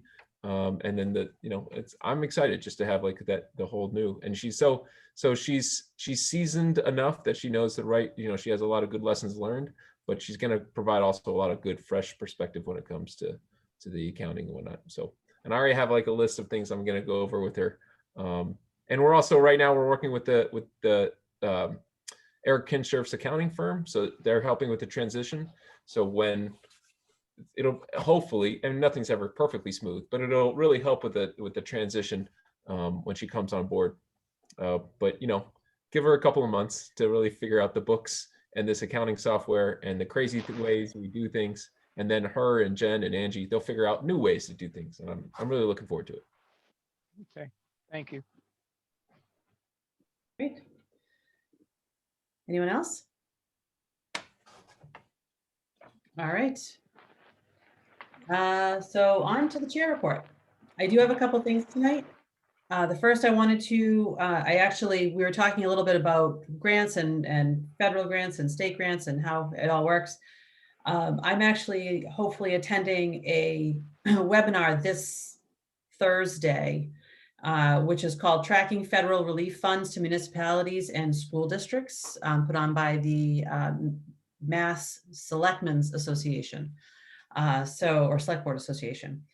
So I will report back on that and see if they give us any additional information. I figured it was worth it to at least listen in. The other thing, when we talk about wanting to highlight school accomplishments, I was very pleased to hear that they did have basketball this year, boys and girls. They played not against who they normally do, and they were put in different pods. Boys varsity played against Westboro, Neshoba, Hudson, and Marlboro, and they finished the season with a 10-2 record, and they got a first place finish and a league championship out of it. So very impressive. The girls basketball did not get that, but they also played just as hard, and they did a great job against their teams as well. So I do want to acknowledge that. On Friday, I was fortunate enough to tour the Powder Mill Corridor with Bill Nemser and Greg and Rep. Hogan, Senator Eldridge, Secretary Keneally, Assistant Secretary Stolba, and Undersecretary Vega, to basically show them what we're looking to do. Oh, actually, and Justin DeMarco was there as well. And it was a very impressive thing to be a part of, to look at how Maynard has tried to position itself to be ready to move forward with grants, grant opportunities, and to be ready to sell themselves to other agencies to show how well prepared we are to move with the right funding. So it was, I believe it was a good meeting. I got some good feedback, and hopefully that we'll be able to move forward. We spoke about the Powder Mill Corridor project. We talked about collaboration between Acton and Maynard. We talked about the Beijing Royal School. So it was pretty much a little bit of everything. So it was impressive. And then my final for tonight is that, and I had to write it down because I am very sad, but I'm sad to hear the passing of Steve Trumbull, the owner of Fine Arts and Theater Creamery. The faith he showed in reinvigorating fine arts and opening the creamery in the middle of a pandemic, it showed his commitment to the town. We know he cared about this town and its residents, and he will be very missed. And that is all I have for my report. Jeff. I'll just add on, my experience with Steve Trumbull. He was just such a nice person. Working with the Cultural Council, we held a number of events there, and he was just more than accommodating, and he really understood that, he wanted his theater to be a community theater and something for the entire town. And not only the Cultural Council, but the Friends of Film screening. I don't know how many different films I've seen there that you wouldn't have seen in another theater. And Eric and Kathy, who run that, I know they have nothing but great things to say about him, and he really understood what they were trying to do. Oars as well, they would hold their annual. So just an amazing person who understood, what he wanted that theater to be, and then made it into that. And it was really a community treasure. So he will be missed. And that's all for me. All right. Armand. Yeah, I was going to mention the same thing. He was such a community-minded person. He had a vision, and obviously he invested in the town that he loved, and he would be missed. And obviously we're hoping that they're going to reopen when the time is right. Anyway, the piece that I want to share is, as you may know, Jeff and I are liaisons to the Economic Development Committee, and Roz has implemented I think a smart idea is that we are, from now on, we're going to take turns, Jeff and I, we're going to be bringing back to the Economic Development Committee, sharing with them some of the points that are being discussed at the select board, level. So I think that's a good thing. At the last meeting, some of you may not be aware, Roz is an economist, so she created a white paper that was the point of discussion at the last meeting, which generated really an excitement among the members, and I think is going to be a continuing discussion to future meetings.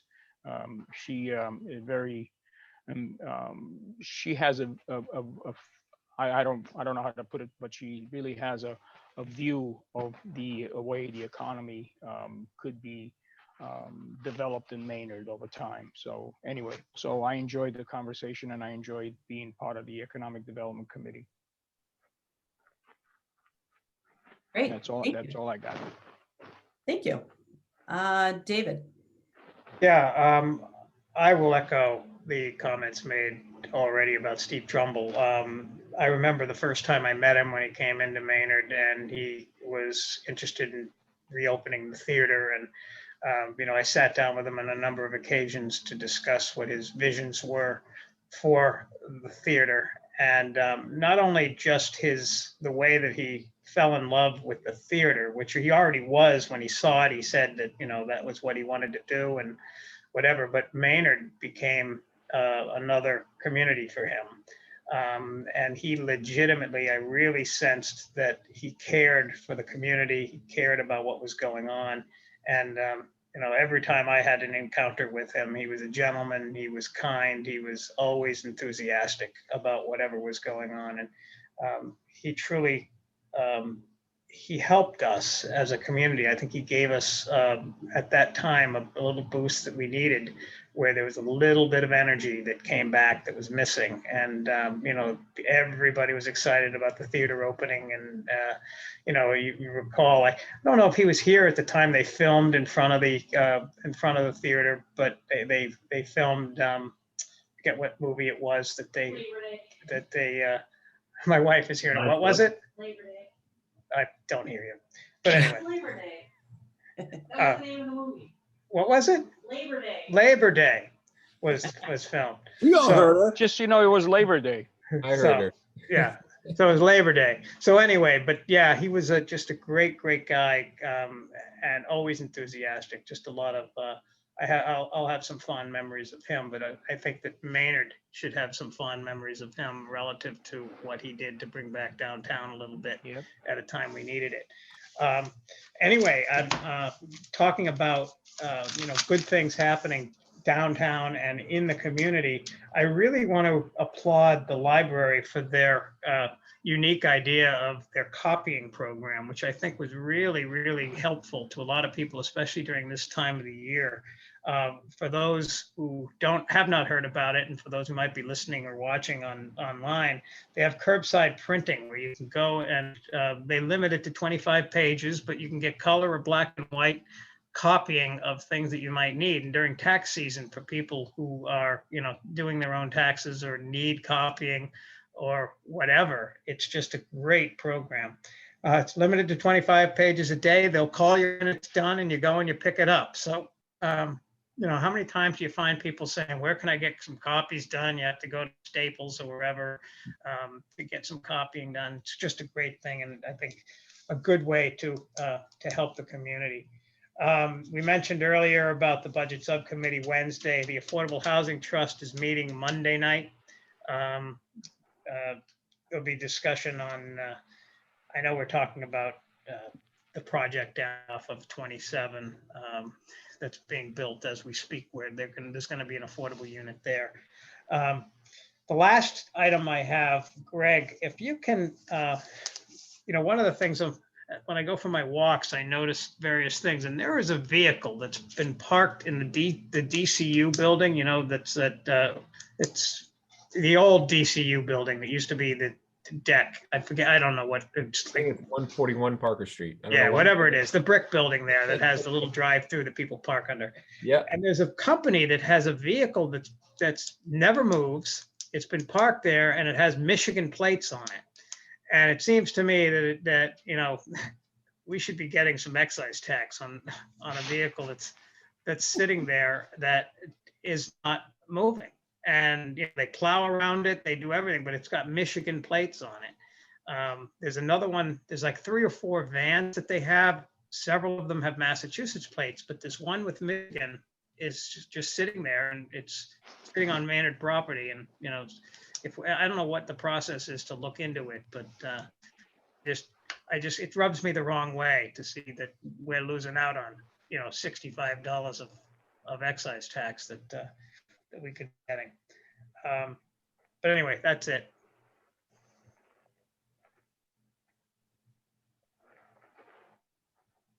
You're on mute. Muted.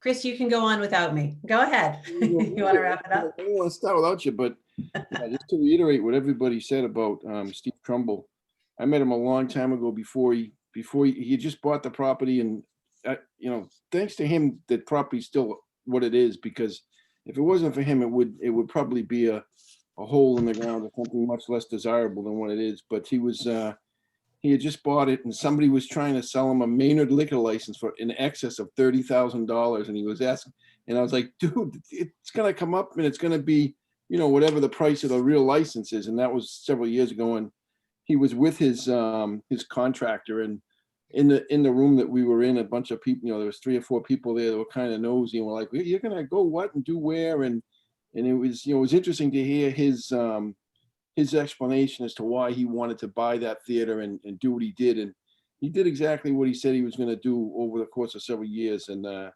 it's one of the things that people that I know that, you know, that don't know where I live, and whenever it comes up in conversation, more times than not, you know, oh, that's where the Fine Arts Theater is. You know, I went there and saw this, or I went there and saw that. And it's just, you know, it's just such thanks to him for all that he did, and all that, you know, the legacy he leaves behind in that building, in that property, in that business is just amazing. And if we had, you know, 10 more Steve Trumbulls throughout Maynard, we have a lot better results in different parts of the community as far as, you know, business and contributions go. But it's just a sad thing to hear that he, you know, passed at such a young age unexpectedly. So that's it on that. That's on him, but it's just sad. But the other thing I had written down was for Greg, and I guess anybody else that wants to add. Greg, can you know, for the next meeting, can we just kind of give us an update as to where the process we are with the self-storage facility at 129, where we're at with that? And I think that, you know, I don't know if it's a topic ready for our agenda yet, or when it will be appropriate for our agenda. Yeah. But in talking with a couple of my fellow select board members, it seems as though everybody was a little put off at the way the discussion started, with the first words out of the guy's mouth were, we're not going to give you anything, and there's going to be no mitigation, but this is what we want. And I think that, you know, that is, you know, number one, it's a poor negotiating tactic, to say the least, at least in my opinion. But, you know, I think that as a board, we ought to have a discussion with somebody, you know, whether it's Bill Nems or whoever, was what mitigation are we going to get? Yeah. To grant them the favor of allowing, you know, and it's all dependent too on whatever zoning change may or may not be necessary, because it seems as though John Whitten and Angelo once again are at odds as to what's needed to move forward. But I think in John Whitten obviously and clearly agrees that there is a mitigation out there, and what's the appropriate mitigation, and how do we go about making sure that we understand and they understand before we go through the process of chasing the zoning down. I think we ought to let them know, as, you know, Capital Group, hey, we're we're tired of getting beat up. And in the past, I will absolutely positively admit it, in the past that I was one of the people that, thought that we should grant them some leeway in certain areas and left a little money on the table, much to Mr. Gavin's dismay. We've talked about that over and over again. So I know nothing about that. I know. I'll give you credit where it's due. But we've been consistent in that conversation. But I think now this is a different conversation. That's over. We've gone out and I think as a community, we've got a great thing going with the property, but we've also, let's realize that, we did leave some money on the table. We did do some things for them and leave some potential mitigation monies out there. But now you're coming back and, let's have a conversation about what's the mitigation for what you want to change. Because it's not an insignificant change. And apparently I know from a conversation I've had, I think with Ironman, right? There's members of the school committee that have suggested that there's a problem with the location because it's going to be so close to the school community. So there's a lot of things to be discussed. Hey, Chris, so maybe we get the bleachers at the alumni field. I don't know. Whatever happened with that? No. With the inspection of that, do we ever get that so that we understand what that is? Speaking of that, that's a whole different topic. That's a different topic, but yeah. But I think that, to come before us, and not as though we're above reproach or high and mighty, but to come before us and open the conversation with, we're not giving you a mitigation and, blah, blah, blah. That's bad.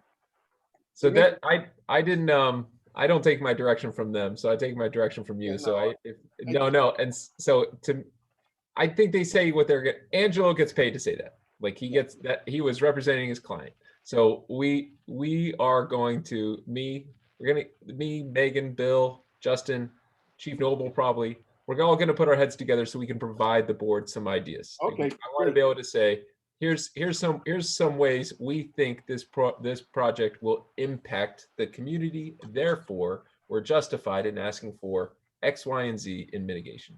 Like I look forward to it, and I'm also curious to see, like they've started those workshops with the planning board. Yeah, they haven't done it yet. We don't have to that's informed. It's not to say like the select board has to do with the planning board. Like, no, but it's all kind of like good awareness. Right. No, I'm glad to hear that, because I'm just thinking that, it's not a small favor or a small change, and it certainly, no, it's not. At least a conversation about some sort of mitigation, and let's, to David's point, in other meetings with them and in the meeting last time, let's not, us as a board and in a town, rush to try and get them on the next town meeting. No, they're not on this town meeting. So we have some time. I mean, they like to rush us into these things, and let's not rush. We don't need to rush. I can't fault them for asking, but they knew what the answer was going to be, whether they could get on this town meeting, so it's okay. I know. Angelo's just, he's Angelo. 14, yeah. I don't know. How long have you been dealing with Angelo, David? 15 years? God knows. Oh man, David met him when he took the bar exam. Yeah. He's been hating it for a long time. I think there's a lot of it. That's a whole discussion. The point that Chris brought up, because there's impacts. Is this a 24-hour service? How does it impact other tax-paying businesses that are already in town, that that have been in existence in town? Is it actually a transfer of one of those businesses there, so we see actually zero tax increase or benefit from it at all, and in fact we get left with an empty building elsewhere in the community? Those are questions I think that we have the right to know the answers to. Last meeting I asked about getting an analysis. I know it's being worked on by the assessor's office to see what the real tax benefit is, because to Chris's comment, it is a significant change. And I also get frustrated, as I commented at the last meeting, that they try to trick or to tell the community that, well, it's permitted in the underlying zoning. When they signed a contract with the town of Maynard, they agreed that there was no underlying zoning. They agreed to develop under the MBOD, which does not allow that storage as a permitted use. So to suggest otherwise, they are misleading the residents of Maynard, and it's not fair that they do that. And it's responsibility of us as the leaders of this community to tell the residents that they are misleading us, or them is who they're trying to mislead. And we should not, after years, 8 years we spent negotiating a contract with them, to have them come in and to suggest that, oh, we're just going to change this. It's a minor little change. We spent weeks and weeks and weeks negotiating the thing. They never, they brought it all up. They had their opportunity. They chose the zoning that they chose. And now they can't just change it on us without, explanation and without answering to the residents who attended those weeks and weeks and weeks of meetings. It's just not fair. Okay. All right, so Greg, when you have something to report, and this may be something where we have a one-off meeting, if this is going to be a discussion that's going to be a longer meeting. As you know, our meetings have been tended to get longer. So that might be something that's worth having a one-off conversation when we're ready for it. I have one last thing. Really? Yeah, it's just an FYI. The Green Meadow School Building Committee sent out a little monkey survey monkey thing in the last couple of days, looking for dates, and it looks like the first meeting of that group is going to be this coming Monday, or next Monday rather, at whatever time of day. But so that's actually looking to start. I just let everybody know that. Great. Thank you. Excellent. Anything else? All right, then I will entertain a motion to adjourn. Second. No, I entertain a motion to adjourn. Second. All right, Jeff and David second, all in favor. Thank you very much. Thank you, everybody. Thank you, everyone. Good night. Good night. Thank you, guys.